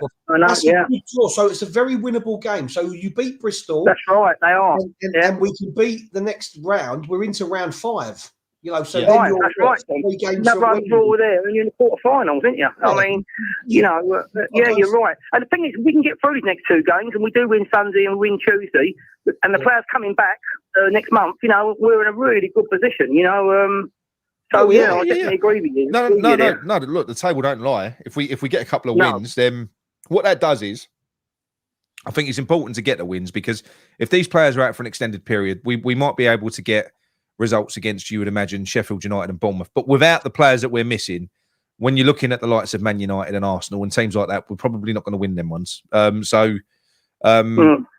think it's important. It's important to give ourselves a bit of a buffer. So these are important. These games that are coming up. Plus, also Tottenham. I mean, I watched the Tottenham game today. I was very impressed with them, considering they had about Maddison, Sarr. Who else they had missing? They had Basuma, Song, Kudus. I must admit, they dominated that game. He's a good manager. That Postecoglou knows that about he is. But I think when he's a coach. I think he's a coach. So I think when you're coached to play a certain way, it was like De Zerbi when we played them, and they had all those players missing, but they still play the same way. And I think that will be the same. Obviously, they'll be more effective if they've got their primary players in there, but they'll always play the same way. They'll always look good. They'll always press. They'll always control the game, because it's the way that they're coached. I was going to say, Nick, talking of transfers, I mean, I watch one of the best shows for analysing things at Babylon Irons. I think they're very good. They are very good. They are probably the best in terms of like actual technical side of things. They know their stuff. And they were talking about a couple of players. They were absolutely drooling over this Jimenez, the Mexican striker. And they said he's absolutely got everything, you know. Whereas Gamaka and Haller fell short. I reckon this guy would, you know, he's a number 9, but he can head the ball, he can score both feet. he's athletic. He's not fast. And I reckon he's like would be absolutely. You know, then you could drop Paqueta behind, and you could play Kudus and Bowen either side of them. I mean, my God, that's a fearsome. Listen. He's a top striker. So even if we got him and he didn't hit the ground running in the first 6 months, I'd be happy that we got him anyway. I'd be happy that we got him. You know what's frustrating me a little bit, Nick? I'm just sorry, just going to cut in on you. This reminds me this season of a couple of years ago when we was in the Europa League, got to the semi-final. Remember January? We didn't buy anyone. Yeah. And we fell away. And, you know, it's all right. People saying about wait till the summer transfers. Listen, we might not be in Europe next season. At the moment we are, and we can get back into Europe next season. So I'm not even fussed about the summer. I think the need to bring a couple of players in now. And not only that, if we spend some money, what you can do, rather than bringing in 6, 7, 8 players summer, if you bring in 2 or 3 now, it makes it easier in the summer. You haven't got to bring quite so many in. But you've got to work with what you've got. And the fact is, I think, as we've already said, and you've seen the way it affects players not playing, they can fall out of love. They can fall out of love with a club in 6 months. Within 6 months, a player could want to leave. You know, we sort of saw it with Skimeka. So what I'm saying is, Gary, we and I will pin this on Moyes, because he has come out in each of the windows that we've been frustrated, even stretching back to the first January window when we needed a striker, and we could have got 4th that year. He doesn't he's come out before this window and during it and said he's happy with his squad, even with the injuries. But we've got Steidten now. I know, but if you are a manager and you're saying, I don't need these players, because I don't think Moyes, it's not going out and getting a left winger at the moment, going out and getting a Kudus or a Bowen replacement. Yeah. To get someone that would replace them would be a player that would be expected. Like, I mean, a proper player, ready to go, ready to hit the ground running. They're a player that, hang on, Gary, but they're a player that would not want to be dropped once those players return. And David Moyes doesn't like that scenario. He doesn't like to have players. Nick, with the injuries we just hit, we got 4 strikers missing. Surely it made him realise, And who knows what else he would pick up. I don't disagree with you, but I don't think more. I think I'm if still Moyes, annoyed I about think that I think if transfer window Moyes a few if years Moyes ago. had his choice, he wouldn't sign anyone. I think what Gary's. It's got to be taken out of his hands, isn't it? Yeah. I think what Gary's alluding to is this time 2 years ago when we were sitting fourth and we didn't invest. I think Gary's obviously got the concerns of that in the back of his mind. But it's a few Very times. similar, John. Very similar. It's a few times now. Top four that season. It's hit us a We're few times. only 3 points off. We're only 3 points off Tottenham. If we win on Sunday, we're 3 points off Tottenham. We win on Sunday. Yeah. We've got some winnable games. The thing is, I mean, we've got the FA Cup, we've got the Europa League. We're challenging for a top 4, top 6, whatever you want to say. And the players, if they're around about, these players come back, we can have a right go. And I'm still annoyed about that transfer window 2 years ago. I never got over that. No. I'm the same. I'm the same. Yeah, that's right. And then Moyes come out. We could have. And then Moyes came out and said it was down to him. He could have got Alvarez, but he's decided not to sign him because we had Antonio. That was a window where every single fan was fucking raging, and then Moyes came out and did the sit down interview that he was obviously forced to do, and he absolved the board of all blame because he said he was saying no to everyone. He didn't want anyone. He didn't want any players. He took full responsibility for it. We've got to. He's got to go for it now. He can't. I mean, that season, I think we'd have brought in 2 or 3 players that January. We win that Europa League. I think we'd have won that. And of course, the players were getting knackered, weren't they? Yeah. And also, the top 4 was there for the taking. It was there. It was right. And we're in the Champions League. But you've identified it again. I mean, these seasons don't come along too often, and that was a funny season. The season when Leicester won it was a funny season. This is a funny season as well. I mean, I do. You're right, Nick. No. But it is a funny season. This is one of them. You look at Villa.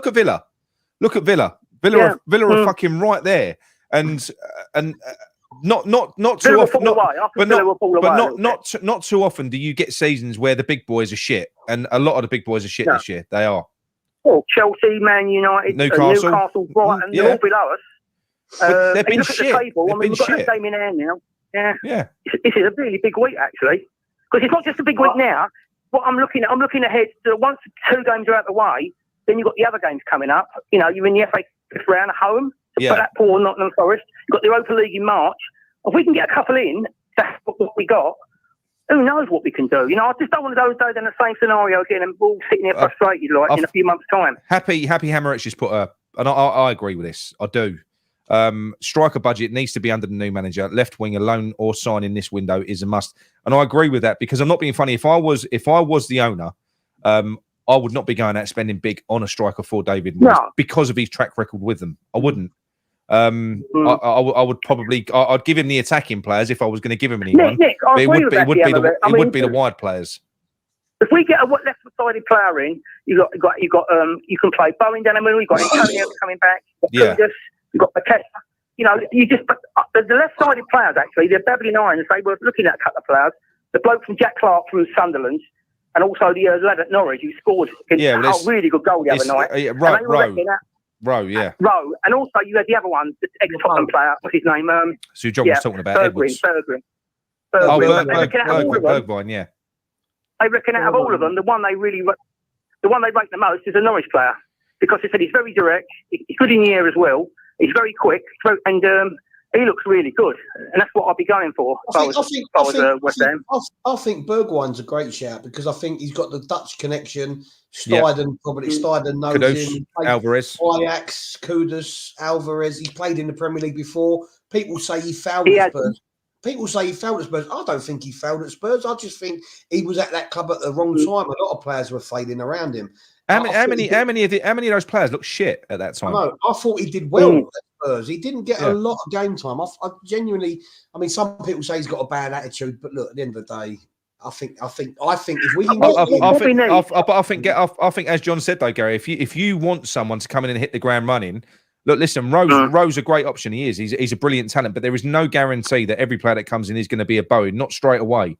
So Gary, if what you want is someone for now that can come in and hit the ground running immediately, then you've got to go out and pay the money and get someone who guarantees it. Well, I mean, you know, obviously any player from the Championship is a risk, but we've got a good record in the Championship, haven't we? You know, and you know, it's a very competitive league. What I want, see, is like I look at that Clark player at Sunderland.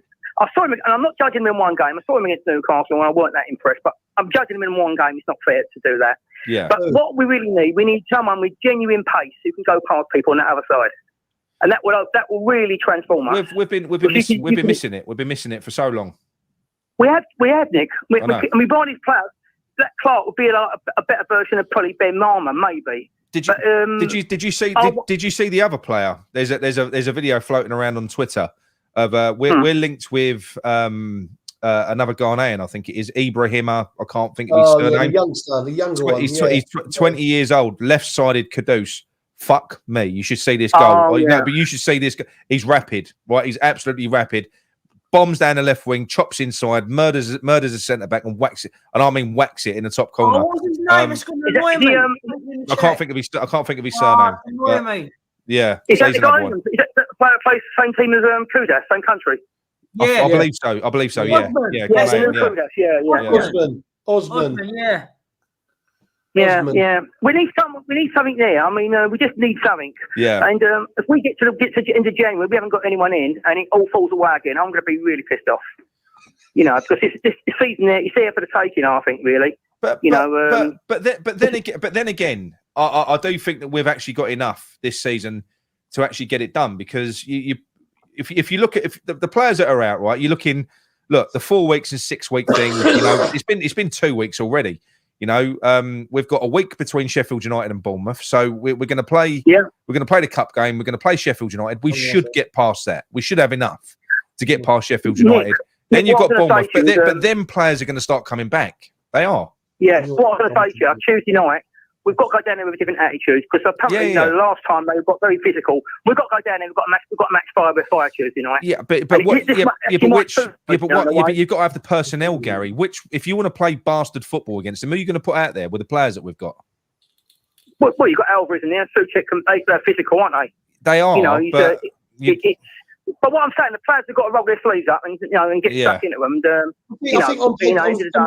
I think Nick's right. On paper, we've got enough players left around us to do well, but I think a lot of them players, their confidence is shot to pieces. So on paper, it might look good. I don't think we can get. I don't think Benny and Fornell's back. Do you not think you could play him into form, Cornet, Benny, and Fornell? I think their relationship with Moyes is fraught.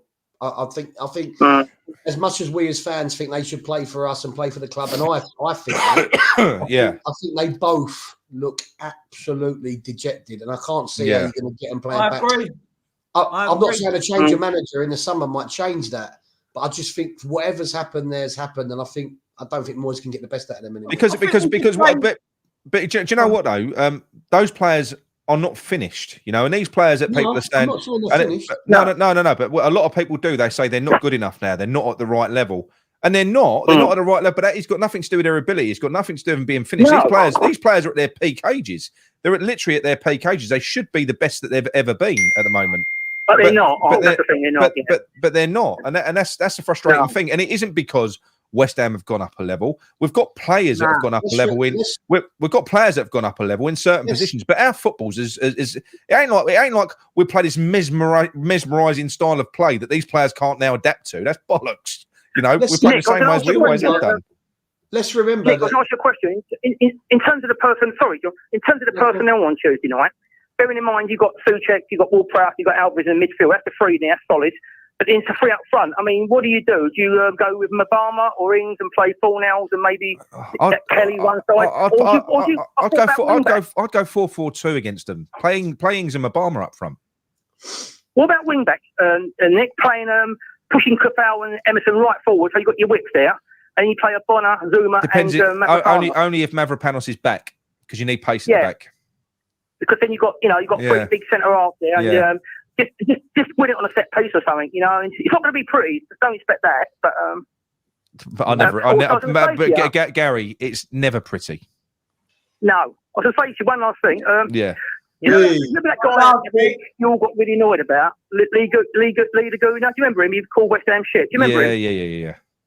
Did you watch the show the other night with Him and Dan. Yeah.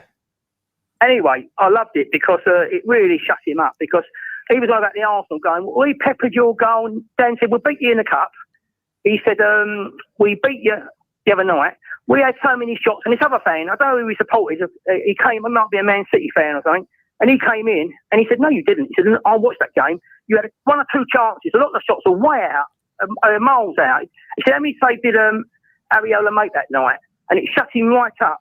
And he was saying at the moment, that if I had a choice between Bowen, Paqueta and who's the other lad? Kudus, or their front three, he said, go for the West Ham boys every time. Well, I saw that they did a show. They do a show. It's like a cross team show. It's quite good. I think it's the 12th, the 12th man. I think it's called. And you had on this panel you had Dan, who's the Arsenal fan. Dan Potts. He was very pissed off in the war. And you had Dan Lawless, who's he's annoying on there. He really annoys him. Literally what he goes on there to do, and he pisses them all off. You had a Tottenham fan, you had Chelsea, you had all of that. Yeah. And he was having this debate with, so Dan Potts and Dan Lawless were having this debate about those 3 players. But it was a Man City guy that came in and went, well, I would take West Ham's. And he was like, what? Really? Yeah. I said, I'll take West Ham. He's gone what Paqueta, Kudus and Bowen over your 3. He went, yeah, I would. Listen, at the moment, this season, Bowen's better than Saka. No doubt about it. Paqueta's better than Martinelli. Bowen's got more goals. Bowen's got more goals than all of Arsenal's front 3. Yes. Well, exactly, Mickey. Yeah. But in terms of ability, though, Mickey, I'm just saying, if you actually put them side by side at the moment, and that's not us being biased, that's a fact.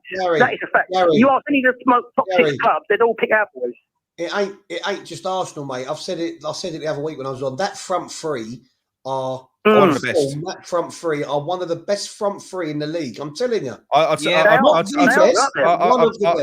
tell you what, right? I think it goes Man City, Liverpool, and West Ham for front 3. There ain't a better front 3 outside that. Man City, Liverpool. Well, no, that's what I think. I do believe that. I think we've got the 3rd best forward line. But you say that, but I mean, Man City, you've got Ireland up there, and you've got Man City probably, but West Ham, it's there or thereabouts. You know, it's not much in it. They're our front 3 are absolutely brilliant at the moment. Do you know what is so? This is why this whole thing irritates me with style of play and everything else. Because do you know what they've got such amazing stats.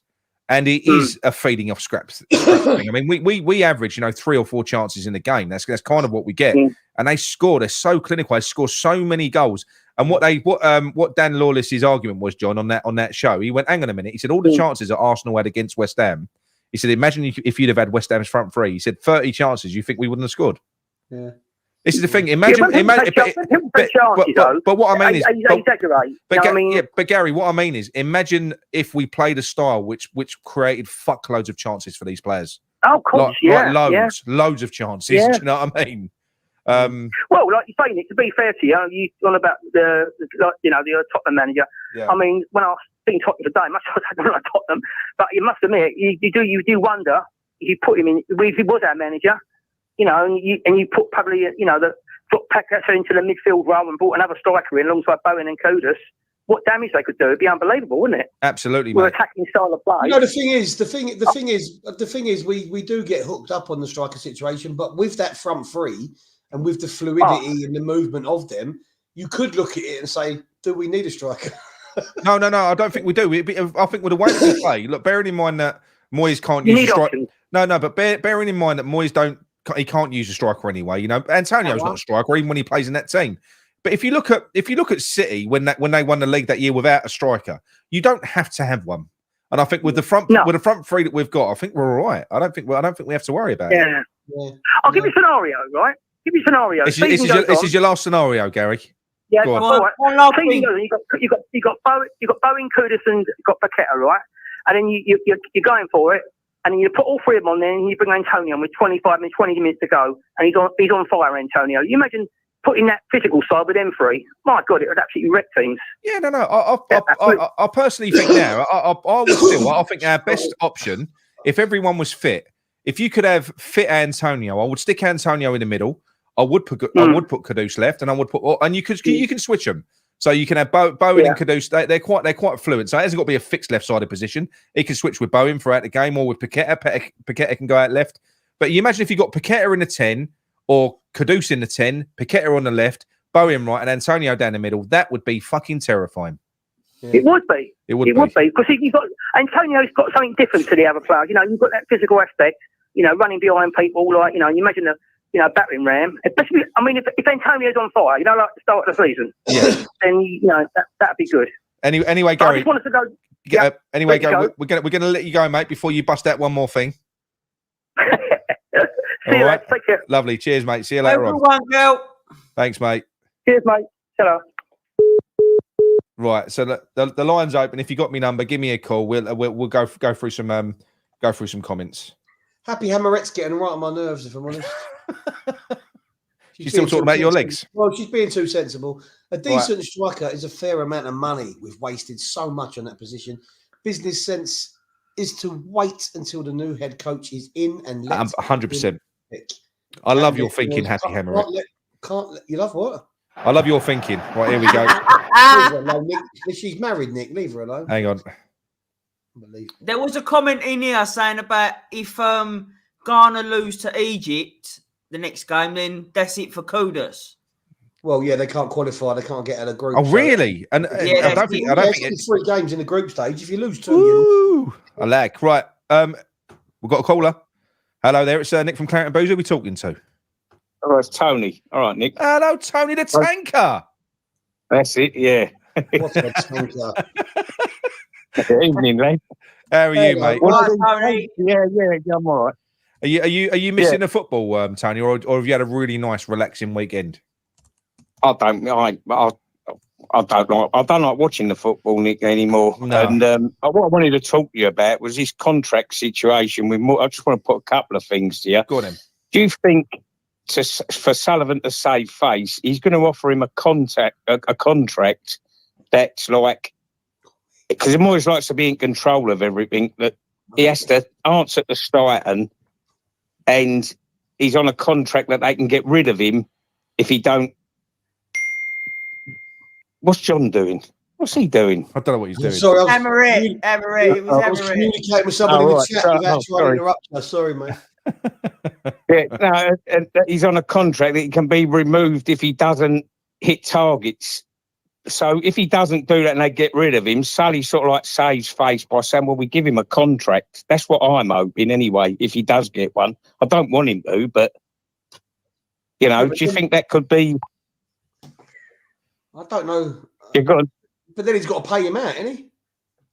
No, not if he's on a contract that he don't hit targets. No, this is what we were talking about before, because like I say, if Steidten is dealing with things now, like we said before, it's performance related. So so basically, yeah, it would be stipulated that you would have to meet certain targets and certain criteria, KPIs, which is how Thomas Frank's employed it. I think he's the first one that's been employed like that at Brentford. He spoke about it in depth actually after a game on Sky Sports. And I think that would make sense, because then if he didn't meet expectations, then there would obviously be a payoff in there. And don't get me wrong, it isn't all one-sided with that, because if it's performance related, they get bonuses as well. They get cash incentives if they do things the right way as well. Oh, do they? So yeah. So it could be something, but I don't know that I couldn't see Moyes signing up to it though. But football. No, that's what I'm saying. So, but he could say he's offered him a contract, couldn't he? So he saves face a little bit. Yeah, maybe. Well, who do you think he's worried about saving face with? Because we've sort of said that, does he really care what the fans think? So who do you think by doing that, who do you think he's saving face with? The fans? Well, he's mates in the media, like Jim White and all that, who are saying he deserves a contract, and all these so-called professionals. Moyes is the greatest thing that's ever happened to our club. Ask them if they'd like Shearer and people like that, whether they'd like him at Newcastle. This is the thing, right? This is what annoys me. So if you were to ask any of them, you know, like you just said, Eddie Howe gets sacked, would you say David Moyes? No, not David Moyes. That's exactly what it would be. But because we're little old West Ham, we should be happy with this, and it really fucks me off. And you should never hope for more. I don't think it's because they think we're little old West Ham. I think it's purely based on the fact that they're looking at the results, they're looking at the trophy, they're not watching us week in, week out. So they're judging it purely on watching us every now and again. The fans watch game in, game out. So the fans, let's be honest, the fans are the ones that ultimately have more of an idea of how the team are playing or how the team are performing. If you're from the outside looking in, I've said this last week, every fan I know of other clubs sort of goes, how can West Ham fans want him out? Because they're just looking at it from the fact. It's a snapshot. They're looking at it as a snapshot, yeah. If you put your non-West Ham hat on, I understand where they're coming from. Yeah. Totally. Oh yeah, you can't argue. You can't argue with the record, so to speak. 100%. But from an entertainment value and a football style, it's not what a lot of fans want to see. You know? So no, I know. But yeah, no, and I agree with that. I agree with that what you're saying, because my daughter's partner, Moyes has given us a cup, like a trophy. Yeah. He's got good stats. We're finished iron league, but he's of a different generation to us. This is all he really knows. This is success for him. How old is he? To me, it bores the bollocks off of me. How old is he? 30. I think there are an awful there's an awful lot of fans out there that are kind of they are very much in the results based era, and they don't really give two shits about anything else. But for me, it will always be, for me, I have to enjoy it. I love football. That's the thing. I enjoy watching football, and the fact of the matter is, I don't enjoy watching West Ham. No, but look, as Alfie, I don't. As Alfie says here, look, all my mates are genuinely stunned that West Ham fans are Moyes out. Even though they all say it's boring to watch, they favour the results. Yeah. How can you be a fan of football? I can't get it. I can't get it around that.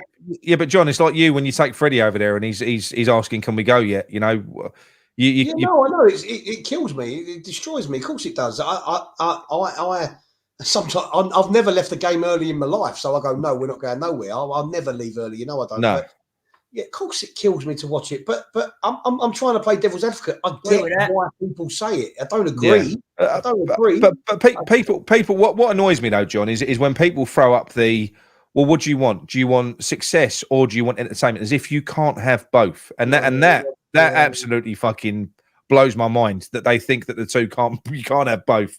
It's so, and especially with the players that we've got as well.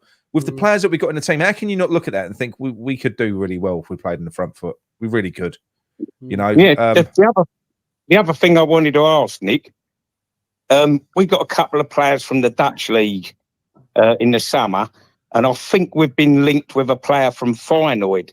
Do you think if we did get another manager in, it possibly could be Arne Slot? Because I'd love him at West Ham. Imagine the football we could play with him. Well, if we signed his striker, if we signed his striker, I'd be almost convinced he was coming in the summer. Fucking hell. Yeah, we have been linked to one of their players. I can't remember his name. Yeah, Jimenez, Santiago Jimenez, the striker. Yeah, that's it. Is that the Feyenoord player? Yeah, he's the Feyenoord striker. Yeah. Didn't Slot? Is it true that Slot turned down Spurs last year when he said he wanted to wait a little bit? Is that right? Is that what the rumour is? So the rumour is they turned it down, and then Pochettino was their second choice. Yeah. Right. Yeah. Well, apparently, what's he know? He turned it down, so he was their first choice before Ange Postecoglou. Yeah. But that was exactly it. He didn't see it because of what had happened with Mourinho and Conte before him. He just didn't see it as a risk worth taking because I think he saw him as a bit of a basket case, because managers like that, I think they've got to be brave to take on a big club, because you've only got to look at what's happening to silly bollocks at Man United. If you're going to completely try and change the style of a team, it might not happen straight away, and you don't get much time, do you, at these clubs, you know. But I don't think West Ham are that. West Ham ain't that club. You know, we will give people time. I think Postecoglou will get time though. I don't think he will. Yeah. I don't think they're going to be. Of course, Tottenham fans want him to win a trophy, but if he doesn't win a trophy this year or next year, I don't think they'll be calling for him to leave. No, but I think if you're a manager making a decision about a career, you'd look at the last two and you'd be going, "Fuck me." They sacked Mourinho before a cup final. They've done this, they've done that. Well, yeah, you've got to be, because if you look at the two managers they had before Ange, i.e. Conte and Mourinho, they're big name managers, isn't they? So to go in after them is like, fuck me, they couldn't turn it around.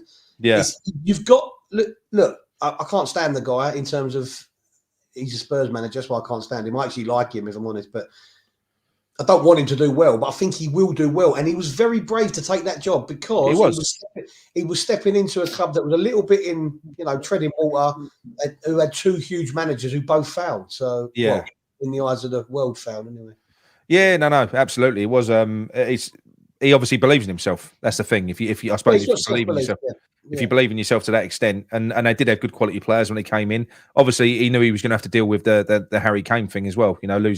Losing him. But I think they've improved as a result of it. Like we have, with Rice leaving, which is quite weird, really. You can lose by far and away your best player and improve as a team because it's been invested correctly. That's why. So, I know we'll talk about Alonso, and I'd love to see Alonso there, but I think out of the two, we've got more chance of getting Slot, and I prefer him, to be honest. Well, you got him. I mean, I've now got a top three. I've got a top three, Tony. So I've got Alonso as my number one, and I do think that we've got a chance to get him. I don't give a fuck what anyone says. I do think we've got a chance. Look, listen, if he manages to make it through the entire season unbeaten, then no. But very unlikely. It's very unlikely. He ain't lost a game yet, by the way. Not in the. It's still unbeaten. But then it is Arnie Slot because his football is just delicious, and I would love to see him with some of these players that we've got. And then it's that Michel from what do you call it? Is it Girona? Girona from Girona? They're second in La Liga, absolutely on fire. He's doing a brilliant job. So they're my top three. They're my top three at the moment. I'll take any of them, but like I say, my preferred choice would be Slot, then Alonso. But it's just my personal choice. Yeah, that's it. And that's what I'm saying. If we're getting players out the Dutch league and we're linked with that Jimenez, it makes sense. Makes you think maybe it could be him that he's lined up. It could be because if it is lined up, but I've just got an horrible gut feeling that Dopey Bollocks will get another contract. No, I don't think he will. I think we're going to be. I think we're going to be. I think we're going to be. I think we're going to be pleasantly surprised, mate. And I don't think it's going to be a massive shock because look, obviously, Steidten when he was at Leverkusen, they've obviously got a bit of more of a forward-thinking board. Him and it might not have just been Steidten, but Steidten and the other directors that were there. They're allowed to identify a young up and coming coach, and they'll take a risk on them, and that's what they'll do once Alonso goes, which he absolutely will. They'll do it again. But I do think Sullivan's a little bit different, and I think he needs to have a manager with a little bit of experience. He won't be going and getting someone with no experience. So I do think we will get a known manager now. I was of the opinion that I thought we might go and get an unknown, but I don't think we will. It will be someone like that, Michel, someone with a pedigree. Someone you want to hope, but you want to hope it ain't who Sullivan's wanted all along, Benitez. Oh, Benitez. Well, if he does that, mate, because I'm not being funny, because that's the same football, right? And when you look at it, I know. When you look at Sully's dream manager, but when you look at it on the outset, right, and you look at the fact that he's given us 8 years. When Moyes is finished, it will have been 8 years of Allardyce and Moyes in his tenure. 8 years. Fucking dogs are starting. No, I don't think. Well, especially while Tim's there, you're never going to get Benitez. I said that as tongue in cheek because that Sully loves him, doesn't he? But I think if he's left up to Steidten, I really think it possibly is Arnie Slot, and I'm praying it is. I'd love it. I'd be so happy. I think we'd. I think because they do need to get it right because, like I said, the football fans are divided at the moment, and if Moyes gets his new contract, they will continue to be divided next year. There will always be a portion of fans that don't want David Moyes. Every tab. Oh, there you go. I hope we get Benitez in. Yeah. So am I. Yeah, but they're Benitez in. But yeah, so there will always be a portion of fans if Moyes stays that are unhappy. So the only way that you'll make everyone happy, because you've got the results-based business lot, is if we get a new manager in that plays exciting football and we're successful. Everyone will be fucking happy. Everyone will be. So that's what we need, all pulling together. So that's the only way. So hopefully, and it's a big one because I tell you what, it'd be even worse next year. Could you imagine this lot, fucking Alfie and all that, the I Told You So crew? If we got rid of Moyes and the next manager didn't kick off, oh my fucking god! Nick, I think he's calling you Chubb, so I don't know why he's calling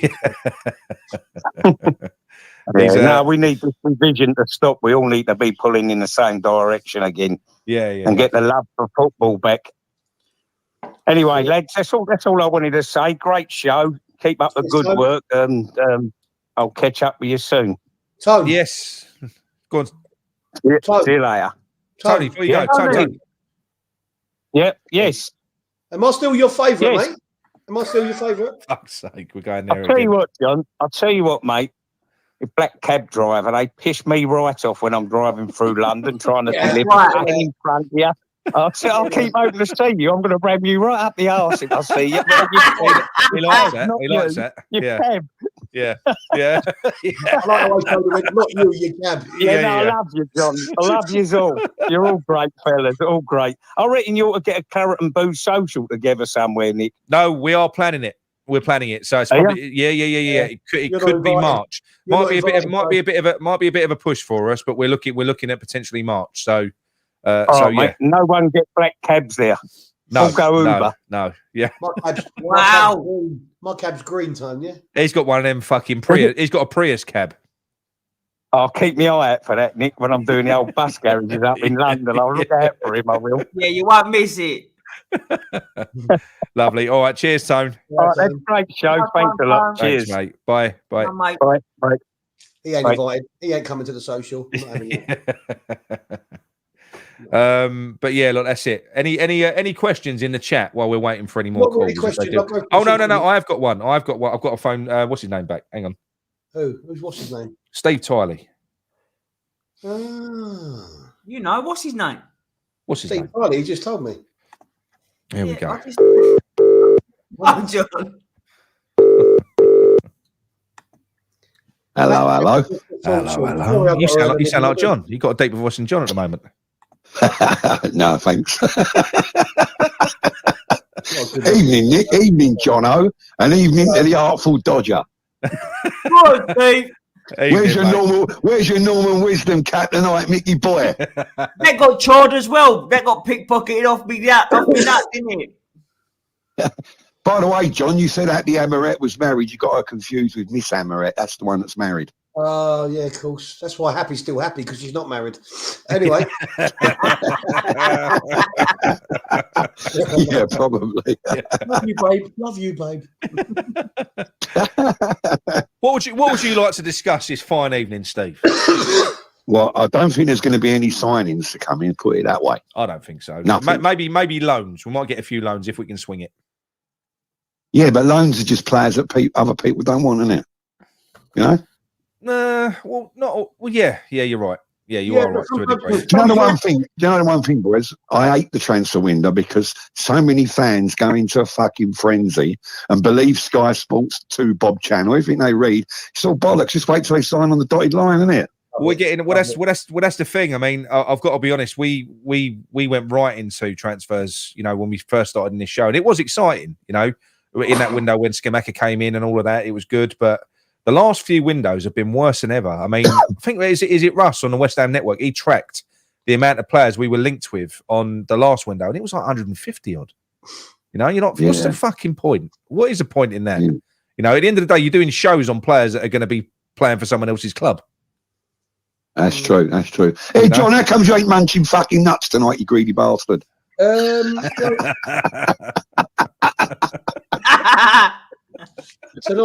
Mickey laughs like Norman Wisdom. He does. I've got off now. Because my throat's a bit dry. That's the one. My throat's not well. My throat's not well. Oh, yeah, you got the 100-day cough, haven't you, John? Get the violins out, Nick. Get the violins out, mate. I've got another 62 days left, apparently. I can't handle it. But, yeah. What do you reckon's going to happen on Tuesday night? Do you reckon we're going to it's going to be like when I went to Torquay years ago, so I'm an old chap, as you know, and we lost 1-0 to them, and Wrexham we lost. It's going to be one of them, I reckon. You reckon?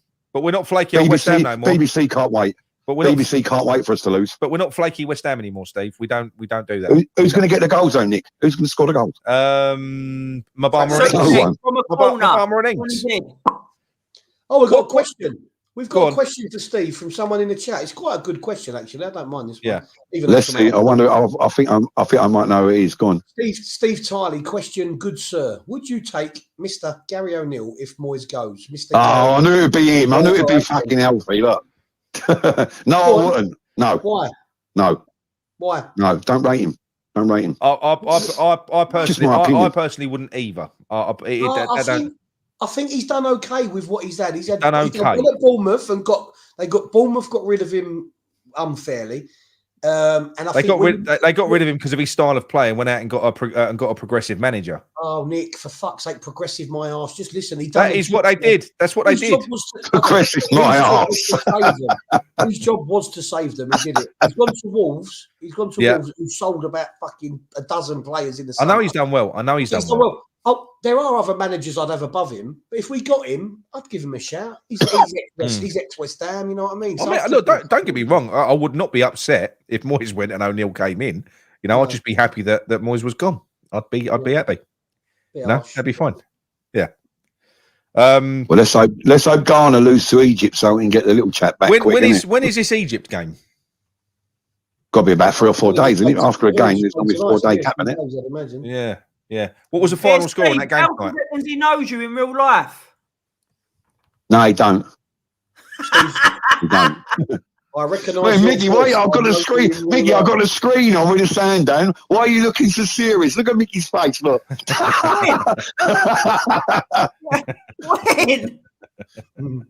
No, the only reason that Alfie's saying that is because I went on a couple of them shows with that budgie, didn't I, last week? I've done one on Wednesday night and one the other. Yeah. But I know Alfie's the gingerbread man. He's got fucking ginger fucking Swede.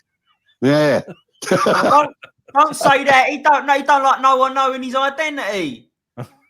Anyway, Mickey, smile, son. You're on candid camera. That's all I'm doing. He's smiling. What are you watching? Yeah. he's always. Go on, mate. I reckon it's Alfie that's got Mickey's phone. He probably has. Probably whipped it. Yeah, dummy, isn't he? Yeah, so I reckon we're going to lose 2-1 on Tuesday. Sorry, lads. It wouldn't surprise me, but wouldn't surprise me. But I think the more important one, Sheffield United. I've got to be honest, because Hammers Mikey, look at his comment.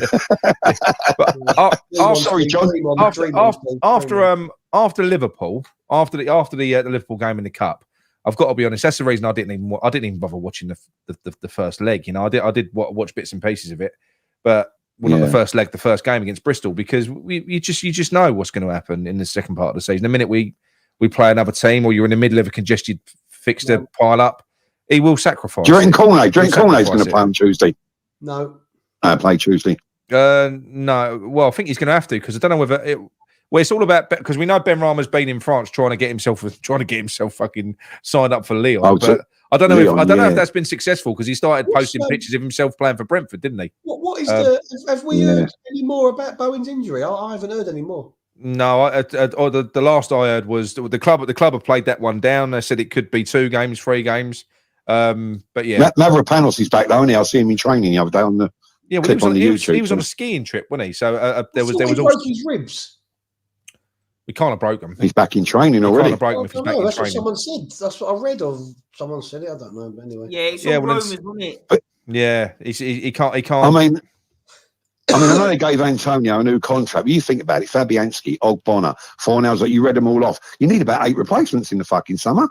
But again, that's a good thing, though, Steve, isn't it? Because look, we know from within, isn't you? Yeah, we know for a fact, because Maguire. I know Sean's come out fucking flying the FFP flag, but Kieran Maguire, the fucking football finance expert, away from that, isn't we? Yeah, but he's come out and said we're cash rich. So all they're doing is they're stockpiling money for the summer, and that's why we've got a 1-in, 1-out situation at the moment. So they probably will give Moyes a player in this window. If we sell one of these players, they'll probably let him spend that money.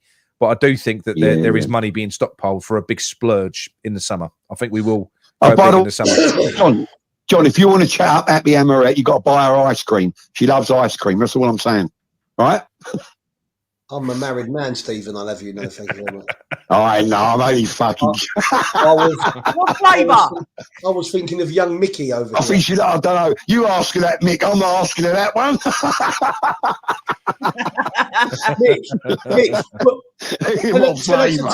Mick, tell her to send Mickey some messages. Oh no, she can't. He's ain't got a phone.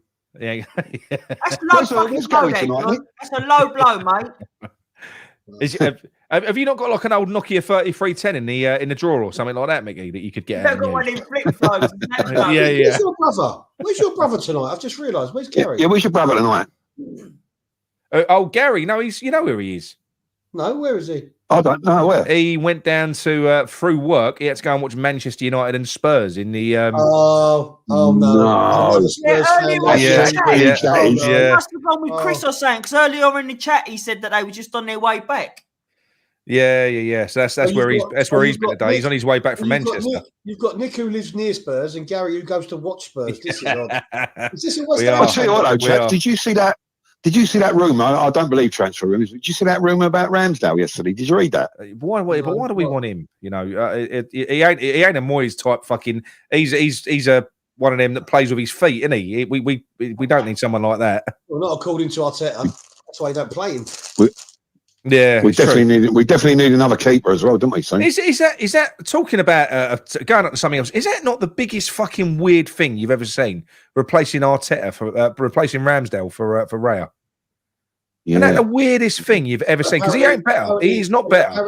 Apparently, Arteta wanted Raya before he got Ramsdale. Couldn't get Raya, so got Ramsdale. And then when the Brentford coach now joined Arsenal, that gave him a bit of an in with Raya. That's how it worked. Oh, but I don't get it. It was definitely a weird one. That I think I rate Ramsdale better than Raya, to be fair to you. But a lot of Arsenal supporters don't. No, Mickey, you rate Grimsdale. You're getting it wrong, mate.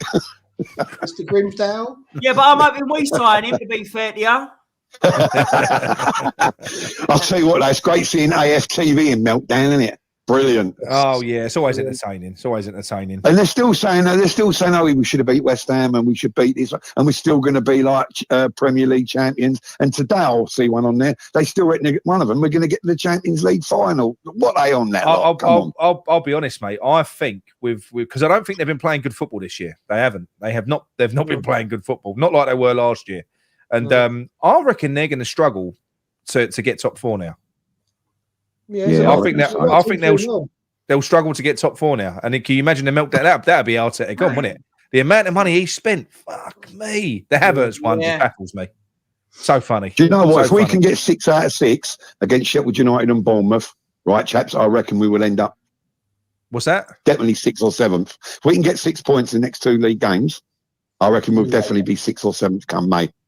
Long way left. Definitely. Yeah, we could. It puts you in better situation. Well, you've got a chance in. Absolutely, of course you have. Because I mean, it's just the way the league's gone. I mean, we've got a bit of a comfort blanket already. So if we do pick up a few more wins, like I said, even through this dodgy period. So I know we've got Man United and Arsenal in there. But if we can pick up the points, we've got Bournemouth at home.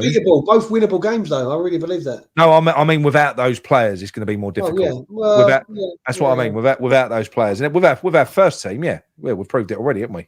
I mean, one of the big mysteries at our club is I'm not doing it to have a go at the bloke. You spoke about him earlier, Souček, right? He gets a few goals, but come on, and he shouldn't be in that team, boys. He should not be anywhere near that first team, in my opinion. Yeah, no, we know that. We know that he shouldn't. It's a conundrum. Yeah, Gary from Romford made a point. Romford, go on, and he said, and someone else made a comment, I think, on another show the other night about when Antonio comes back, he was on fire at the start of the season. I beg to differ. He only got 2 goals in 11 games. To me, that's not on fire. You know me, Nicky. I always criticise him because I'm not a big fan of Antonio. I've told you that before. No. But I do think it was a shame that he got injured because what Antonio does always do when he first comes back, you always get a good 4 to 5 games out of him. He's on fire, and then he drops off. So I think Kudus leaving, coinciding with Antonio making a recovery and giving him something to play for, that could have really been quite impressive. I think he'd have been good for a few games. But yeah. And do you boys agree about Bonner? We know he's been a brilliant servant coming to the end of his playing career now. I think next year they should take him on some kind of like defensive coach, some capacity like that. Do you agree? Yeah, but people, I've said this in the past about players, and people go, "Oh, you can't be sympathetic and just give them it." I think Bonner, not playing contract, but I think he would be fantastic on the coaching staff. But obviously, if we bring a new manager in, then any new manager would potentially bring his crew with him, wouldn't they? Yeah, have his own ideas, wouldn't he? I wouldn't be adverse to it. Of course not. You love Bonner, but it depends who comes in, I suppose, if anyone comes in. Yeah, absolutely. Absolutely. Yeah. Hey, Mickey, by the way, your microphone looks like fucking Thunderbird 3, mate. Brilliant, brilliant, isn't it? Classic. Anyway, Steve, thank you very much for the call, mate. Yeah, thanks, boys. I'll speak to you again soon. Speak to you soon. Well, Steve, Yeah, so see you, much. chaps. Bye. Cheers, mate. Ta-ra, boys. Bye. Why can't you have Ogbonna coaching his ex-teammates? Of course you fucking can. Coaches have fantastic relationships with their players. If you look at players, they generally have a better relationship with the coach than they do the manager, in my opinion. And surely it depends on the character of that player as well. Yeah, I don't think Ogbonna's going to be all pally and just fucking get away murder. I think he'd be good. But but even if it weren't first team, John, you could keep him in and around the under-23s, help him develop players. I'm not doing it for sentimental reasons. I think he's got a lot to offer. He's fully experienced. He played in England, Italy. He's got a wealth of experience. Yeah, I can't see. I don't. I think can we just that comment? I don't know if anyone did we show that earlier. Ooh, cheers, Alec. What's that mean? I don't know he's bought a Claret Booze membership that somebody else can take. Very nice of you, Alec. Still, who takes it then? Anyone can. Anyone can He's giving it to someone. So he's offered it. He's down to him who he gives it to. Oh, I see. Alex, who did you give it to? And we're still doing the pews, I see, for fuck's sake. That's the reason why I wanted it on there. Pew, pew! The message was about an hour ago, and you've been waiting to do pews. For I am. I've been dying to it. Oh, listen, people in the chat have been putting pews. Just for you tonight. Yeah, they have. Yes, they have. Put it on again to people. Just for you, I've left it alone. Yeah, look, there we go. Pew, pew. Matt Rainey already. Pew, pew. Matt Rainey talks bollocks best of times, to be honest with you. Yeah, they're all going for it now. So does Billy Herring, bit fishy, if you ask me. Beefy Dream is after Gary Clark, look, they all love him. Pew pew. Freshfield loves it. Bollocks all day long. Eamon Green, idiot. Oh, they love it. Look at that. Hey, here we go. Hello, Arnie. What Arnie Slot. Hey. Arnie Slot. How are you, mate? I'm good. And you? Very well. Are you nice and relaxed? No football this weekend? It's quite nice, isn't it? Yeah. It's good to have a easy weekend, no frustrations or anything like that. No. What would you like to talk about? Doing? Yeah, no, we're all good, mate. We're all good. I would just like to talk about that. We've been talking a lot about Moyes and his playing style and all this stuff, and I think it's especially because I live in Denmark, so when I became a West Ham fan, it was actually because of Football Manager. Yeah, remember that old game? Yeah. And I bought Joe Cole. Good and I thought, fuck, he had amazing stats. And then I looked into the other players we had, like Frank Lampard, Rio Ferdinand, Michael Carrick, all these players. And then I thought, especially with this show, okay, back then over here, you couldn't watch as many games as you can now. Like now you can watch all the games. Back then you could only watch West Ham if we played against some of the bigger teams. A top team, yeah. And now when I think of the team, we have good young players, but we don't use them, or at least Moyes doesn't use them. No. And I think it's a shame because it's a part of our club history, like we're the Academy of Football. And it's just a shame that he doesn't do it. And I really hope the new manager who comes in starts doing that, because it's a good trait to have as a club. Because as you said though, it's in our DNA. It's got to be part of what we do, you know. Yeah, exactly. And Moyes is only good with the results. That's the only thing that's good. The playing style is not good. I don't like his man management either. Like, I think we still have some good players.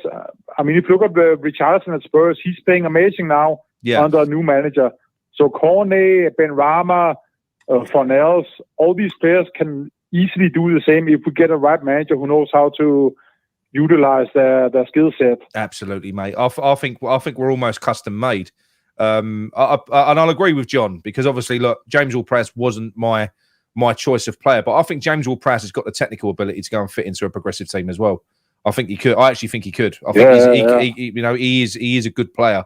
So I do think that there might be room for another. I think there has to be at some point a replacement for Souček. If you're going to play, because when you play a possession-based sort of attacking game, I hate saying possession-based because people think that I mean Man City football. I don't mean that at all. No. But you're only ever as strong as your weakest link. And how many times do we see Souček give the fucking ball away unnecessarily? So you've got to have passes in the team, and I do. He's got to be replaced at some point. Souček, he's got to be.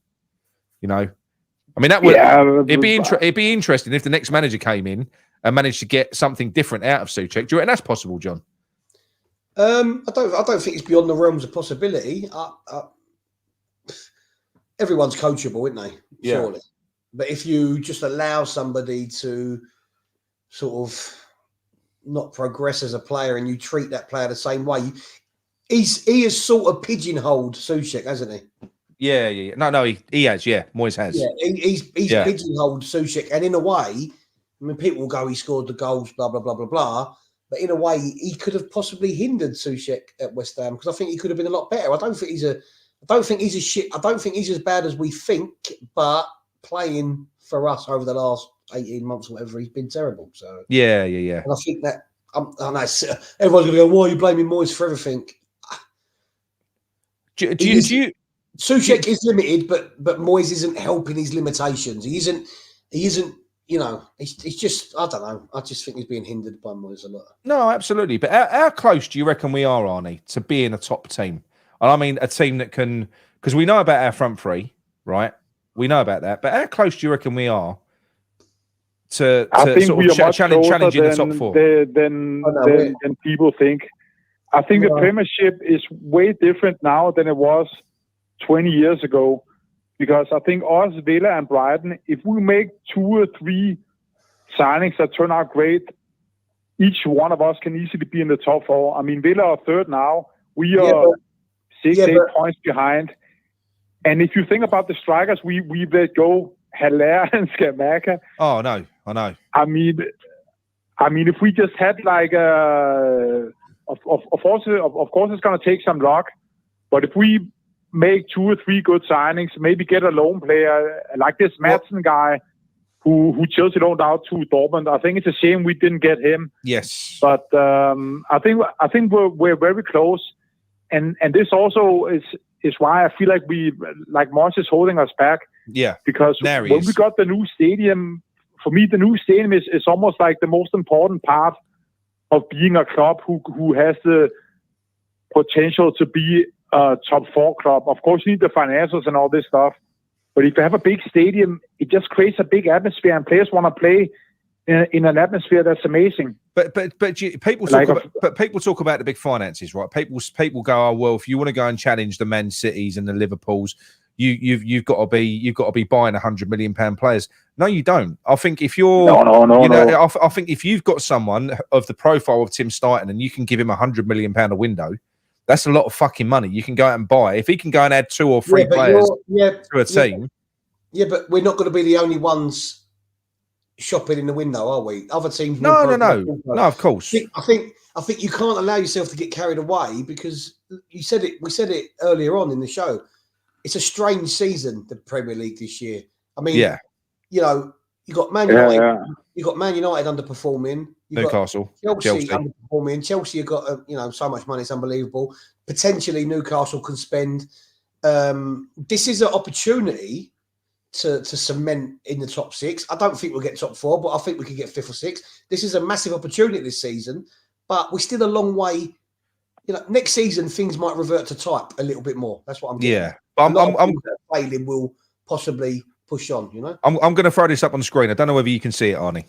Right, so this for me, right? This is what I said. I did a tweet. I did a tweet about a week ago now, and I said we're not far off top 4. I said if you add 3 to 4 players to our team, and we've got a progressive manager that can get the best out of them. I know that the shape would probably change because a new manager will play a different way, but basing it on the way that we play, if you look at that, if you got because and a lot of people went Aguero and Mavropanos, well. they are crap as backs to the wall. I'm not Mavropanos, but they're not good as backs to the wall defenders in a low block. But I'm talking about playing further up the pitch, you know, in a team that fucking plays on the front foot with defenders that are more camped on the halfway line than back in their own 18-yard box.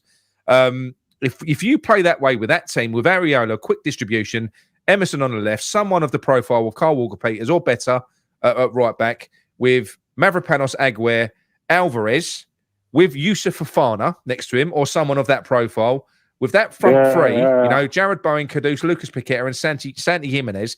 Tell me what team that. Tell me who we couldn't beat with that team with the right manager. Honestly, I think it's only Man City that I fear as a club. Yeah, like that's why it was so annoying when we played Liverpool in the Carabao Cup.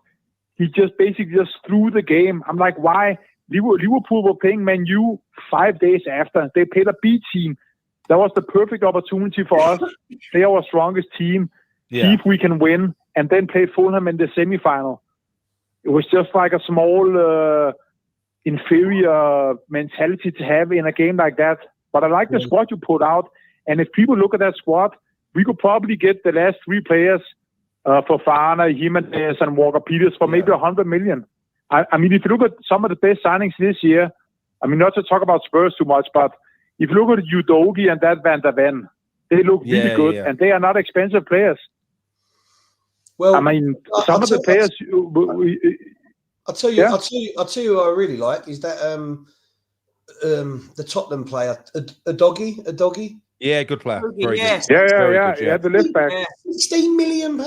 I know. This is what I mean. If you go out and you spend well, then you end up with £100 million players, but you don't pay it for him. You go out and you buy. It's like when we was linked with Polinia, right? If we'd have bought him, that would have cost us 80 million to 100 million. You don't buy Polinia from Fulham. You buy Polinia from Sporting Lisbon for 20 million. Yeah, that's the team. That's the team that we want got to be spotted early, of course. Yeah. So that's how you do it, and that is how you do grow and you do compete, and then you get your big finances by selling a couple of the big assets. So when the likes of a Paqueta or a Rice do get sold, you make a massive fucking profit on them. Yeah, you know that's where your money comes from. I mean, if we look at Kudus, Bowen, and Paqueta. If we sold those three, they would probably bring us in 250 or 300 million, something like that, I think. I really think that they're that good.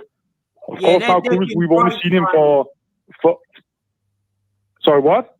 No, sorry, Arnie. I'm just saying that, like, I agree with you. They've been great signings for the price that we paid for them. They've been bargains. Look. Yeah, exactly. Yeah. Exactly. Absolutely. I think we should go to the championship and maybe pick up some players there because we've had great success with that. If you look at the Antonio, Cresswell, Benrahma, Bowen. Yeah. I mean, we've done some great business there. And something else that I think that we should do as well. I think because now there's a lot of stigma around becoming what people call you a selling club. You're not a selling club. If you have a player for 2 years to 3 years, you get a lot out of them, and then you sell them at a massive profit, and that money enables you to go out and not only replace them, but add to your team. Right. So you sell them at the right time. We've been a club that's held on to players for too long. You know, we do typically. You know, I think if you want to grow, because we haven't got the owners that will pump loads of money in, you've got to make it yourself, and that's how you do it. And I personally don't think. I think my fear has always been whenever we sell players is that we weren't going to be able to replace them. But I don't feel like that now. I think look, I'd hate it if we sold Paqueta, and I don't want to sell him. But I do think if you gave starting 100 million, I think that I think there's a good chance that we'd replace him. We'd replace him. You know, Steidten had that time where he was on gardening leave, wasn't he? Pretty much, he must have a big black book full of players and managers. I don't think he was sitting there on his hands doing sod all. You know, he's probably got a portfolio of players and managers that he'd like to bring into whatever club he would have taken over at the time. And gladly for us, it's us. And if that last window's anything to go by, like you said, it does fill you with hope because you do feel like if he's trusted, which he has been thus far, you can sort of almost trust him to bring players in who are gonna produce the goods. You know. Well, surely it's an absolute no-brainer. If you sell one player, no matter how important that player is, and you can replace that player and improve your team elsewhere, it makes sense, you know. 100%. And look, at the end of the day, every club is a selling club anyway. It doesn't matter who they are, because if somebody pays the money, they're going. They're going, aren't they? You know. Yeah. And especially for a club like us, if someone wants, like, Paqueta, he's like getting looked at by the big clubs. It means he's having it for us. Do you know what I mean? So we'll take that. Yeah. I suppose the only good thing about De Bruyne coming back now is that they're not going to look at Paqueta for 6 months. Absolutely. And I ain't being funny when you look at De Bruyne and you look at the impact again in that game the other day, because they could not unlock that defense, could they? He's fucking class, and as good as Paqueta is, that's some big shoes to fill, isn't it? Oh yeah, massively. I think he's probably top 3 midfielder ever in the Premiership. Yeah, he's amazing, De Bruyne. 33 this summer, though. 33 this summer, De Bruyne. Yeah. 33 this summer. He's 33 years old. Summer, De Bruyne. He's older than I thought, you know. But so they have to replace him one day, won't they? Yeah, no, I know. But anyway, Arnie, that's also why it's important for us to be in the top 6, because let's say we were in a relegation battle, and next year teams come in for Kudus and Paqueta, then for surely they would leave. But if we're in the top 6, they would stay, and then we can charge big bucks for them rather than like Southampton or Leicester, where they have to sell them for 25-30 million. Absolutely, I mean, and there isn't important. And there isn't a West Ham fan out there. I know there's some fucking idiots out there that say that people that want Moyes out want us to fail this year. No, we don't. I mean, there'll be an ongoing battle saying because he's done well, he's got to stay. No. Because for the next manager that comes in, we need to be able to attract players, and to attract players, you've got to be in Europe. So it's important that Moyes does well this year. It's important that he keeps us either in that sort of top 6 to top 8, or we win a fucking trophy. So that we don't have to start all over again. I know it's not starting all. You know what I mean, though. It's going to make it much more difficult to attract players. We wouldn't have got Paqueta and Kudus if we weren't in Europe, John, would we? Oh, of course. I don't think. It's a harder sell, isn't it? It's a harder sell. So of course, it's not rocket science. If you win a trophy, or you're in Europe, or you qualify for Europe, then we know you can attract better players. But I think Steidten can attract players to some extent in Europe or not. I think he's probably got gradings of player, if you know what I mean. I'd imagine he's got. Yeah. Well, look, Spurs haven't struggled this year. They're not in Europe. They've managed to get players in. So maybe do you think we've kind of made a bit of a transition now? Do you think we're a more attractive club now with the likes of Tim Steidten and you know, and the profile of player that we've got as well? Because I was a little bit worried. You know, when we sold Declan Rice, the big thing that I was worried about there was because he had such a big profile, Declan Rice. He was a star. He almost felt like he was bigger than West Ham to a degree when he was here. And I just felt like that was going to really sort of damage the look of the club when it came to sort of attracting other players to come in. But that hasn't happened. That hasn't happened at all, which surprised me. I mean, I think Tim Steidten, I'm so excited for summer, because I'm sure he's going to bring in a good coach and some good new players. And the thing is also, if you look at like a player like Kudus, he was touted to go to Arsenal. But if you think about it from his point of view, why would he be on the bench for Arsenal, play in the Champions League, but he's a bench player, when he can start for West Ham and be in the Europa League? Because a lot of these players, they have a lot of confidence in their own ability. So I think it would be better for them to play at maybe a little bit smaller club, still play in Europe, get regular playing time, and then if another big club comes in for them, then they can take the move, but then they will be a starter instead of going to like Man City or Liverpool and then sit on the bench. Yeah. So but I mean, Tim Steidten, he's going to change our club, I think. Oh, 100%, 100%. He's amazing. And you know what? I've seen other people say they don't like the fact that he took, because in terms of ITKs, right? The very top football ITK, not West Ham football ITK, is Fabrizio Romano. He's the guy that kind of covers all the big clubs, you know. And Steidten has got a relationship with him, and I think that, you know, the fact that, you know, Tim on his jet, that sort of photo that Fabrizio Romano posts of these star players, even that I think gives us it's all done it's done intentionally. It's all done to profile. It gives us profile. Yeah, you know what I mean? Yeah. And he ain't doing stupid shit. He's not going out there leaking information about players that he wants to sign before we've signed them. It's only ever once we've signed them, isn't it? You know, it's a picture on the plane. But you wonder, but you wonder if he has any say in saying to Sullivan, "Keep your mouth shut a bit, mate." Well, he probably would. Sullivan is a big selling point of the club, no? So if he keeps running his mouth off, then someone like Steidten should say, "Dave, you want my advice? Keep it shut a bit." Sean said, but I think Sullivan's the type of person to go, yeah, of course I will. Then a couple of days later, he's on TalkSport. Yeah. Sean said that Sullivan is now so far out of transfer business now since Steidten's come in, he doesn't even know who Steidten's going out there talking to and dealing with. The only time Sullivan knows about a player is when it comes to the final stages and getting them signed up. That's it. So apparently he's not even. He doesn't even know. He doesn't even know. Yeah. Which is encouraging. It's encouraging. Yeah. But also what you spoke about earlier about Ogbonna, I think I would actually like us to keep some of these players in the club 100%. Because if you look at Ogbonna, he's an Italian. So let's say we go into Serie A, they're going to have a good relationship with him, and he's going to tell them how amazing the club is and all this stuff.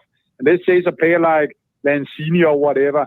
Like a lot of these players are good promoters outwards to the other leagues as well. So I think it would be good to just have them like a promoter for the club, or like I'm sure what you call it, but like if you look at Bayern Munich, they have a lot of ex-players in the club. Absolutely, and the other thing as well, I think it always looks good if you keep players in and around. It shows you've got a little bit of class about you as a club as well. It gives you that sort of family feel. You know, I think it is important. You know, we've too long we've pissed on our. You know, you can call them legends, right? But they're heroes to us. They're cult heroes. But I know they're not. I know Ogbonna's not a football legend for West Ham, but they should be kept in and around the club. They should. Well, we have Rufus. Yeah, did you see that interview Go on, mate. Did you see that interview he did with an Italian guy? Yeah. No. Yeah, very good interview. I saw he spoke with an Italian guy about his career. That was actually quite nice. Yeah, he's talking about his first match at Bowling Ground and stuff like that. Yeah. He does speak well. He speaks very well about the club, and I like him. And in terms of a sort of an ambassador for the club, well, no, he should be more than that, because an ambassador is just kind of Rufus Brevett's an ambassador. He played about 30 games for us. Yeah, he shouldn't be an ambassador. He should be, you know, involved in some capacity. I think he's a well loved character, isn't he? So. But anyway, Arnie, we're gonna call it a day now, mate, because I've got an early one tomorrow. Yeah, it's late. But before you go, you know what you got to do. Yeah, I chose one from I think it's Batman. Go on. Let's kick some ice. Let's kick some ice. That's a good one. Hang on. Was Arnie in Batman? Was Arnie in Batman? Yeah, he was Dr. Freak, wasn't he? Of course he was. Yeah. Arnie. Good man. Yeah. You got to do some Danish. You got to do some Danish pews. It's Danish pew. I hope to come to London in maybe April. Then we can have a beer and watch a game or something. Oh, that'd be brilliant, mate. Make sure you do. Well, you've got my number. So make sure you do. Give us a bit of notice before you come over, though. A couple of weeks, and then we'll try and sort something out with all of us. I'll do that. Take care and have a nice evening. Yeah, we'll take you for some real good sort of English cuisine. We'll take you for a curry. Oh, that sounds nice. All right. Get the runs of that. That sounds amazing. Yeah. Boys. All right, lovely. Cheers, Arnie. Thanks, mate. Cheers, Arnie. Cheers, mate. Thanks, mate. Right. So with that, he didn't want to do the Danish pews, did he? He didn't. He didn't want to do that. He knows. He's a real man. He don't do pews. No, he didn't hear you properly. He didn't hear you. Yeah. Anyway, John, go on, close up, mate. Yes, thank you for watching. The chat's been very lively. Most of it abusive towards me, but I don't mind because you're all mugs. So if you've liked the show, hit the like button. If you haven't subscribed, then just do it. You probably have, but just subscribe. It don't cost you anything. Even you lot that hate us that are in the chat. So yeah, Nick, you're going to press the video because I can't remember where to go. Right, there we go. See you later, everyone. Thanks.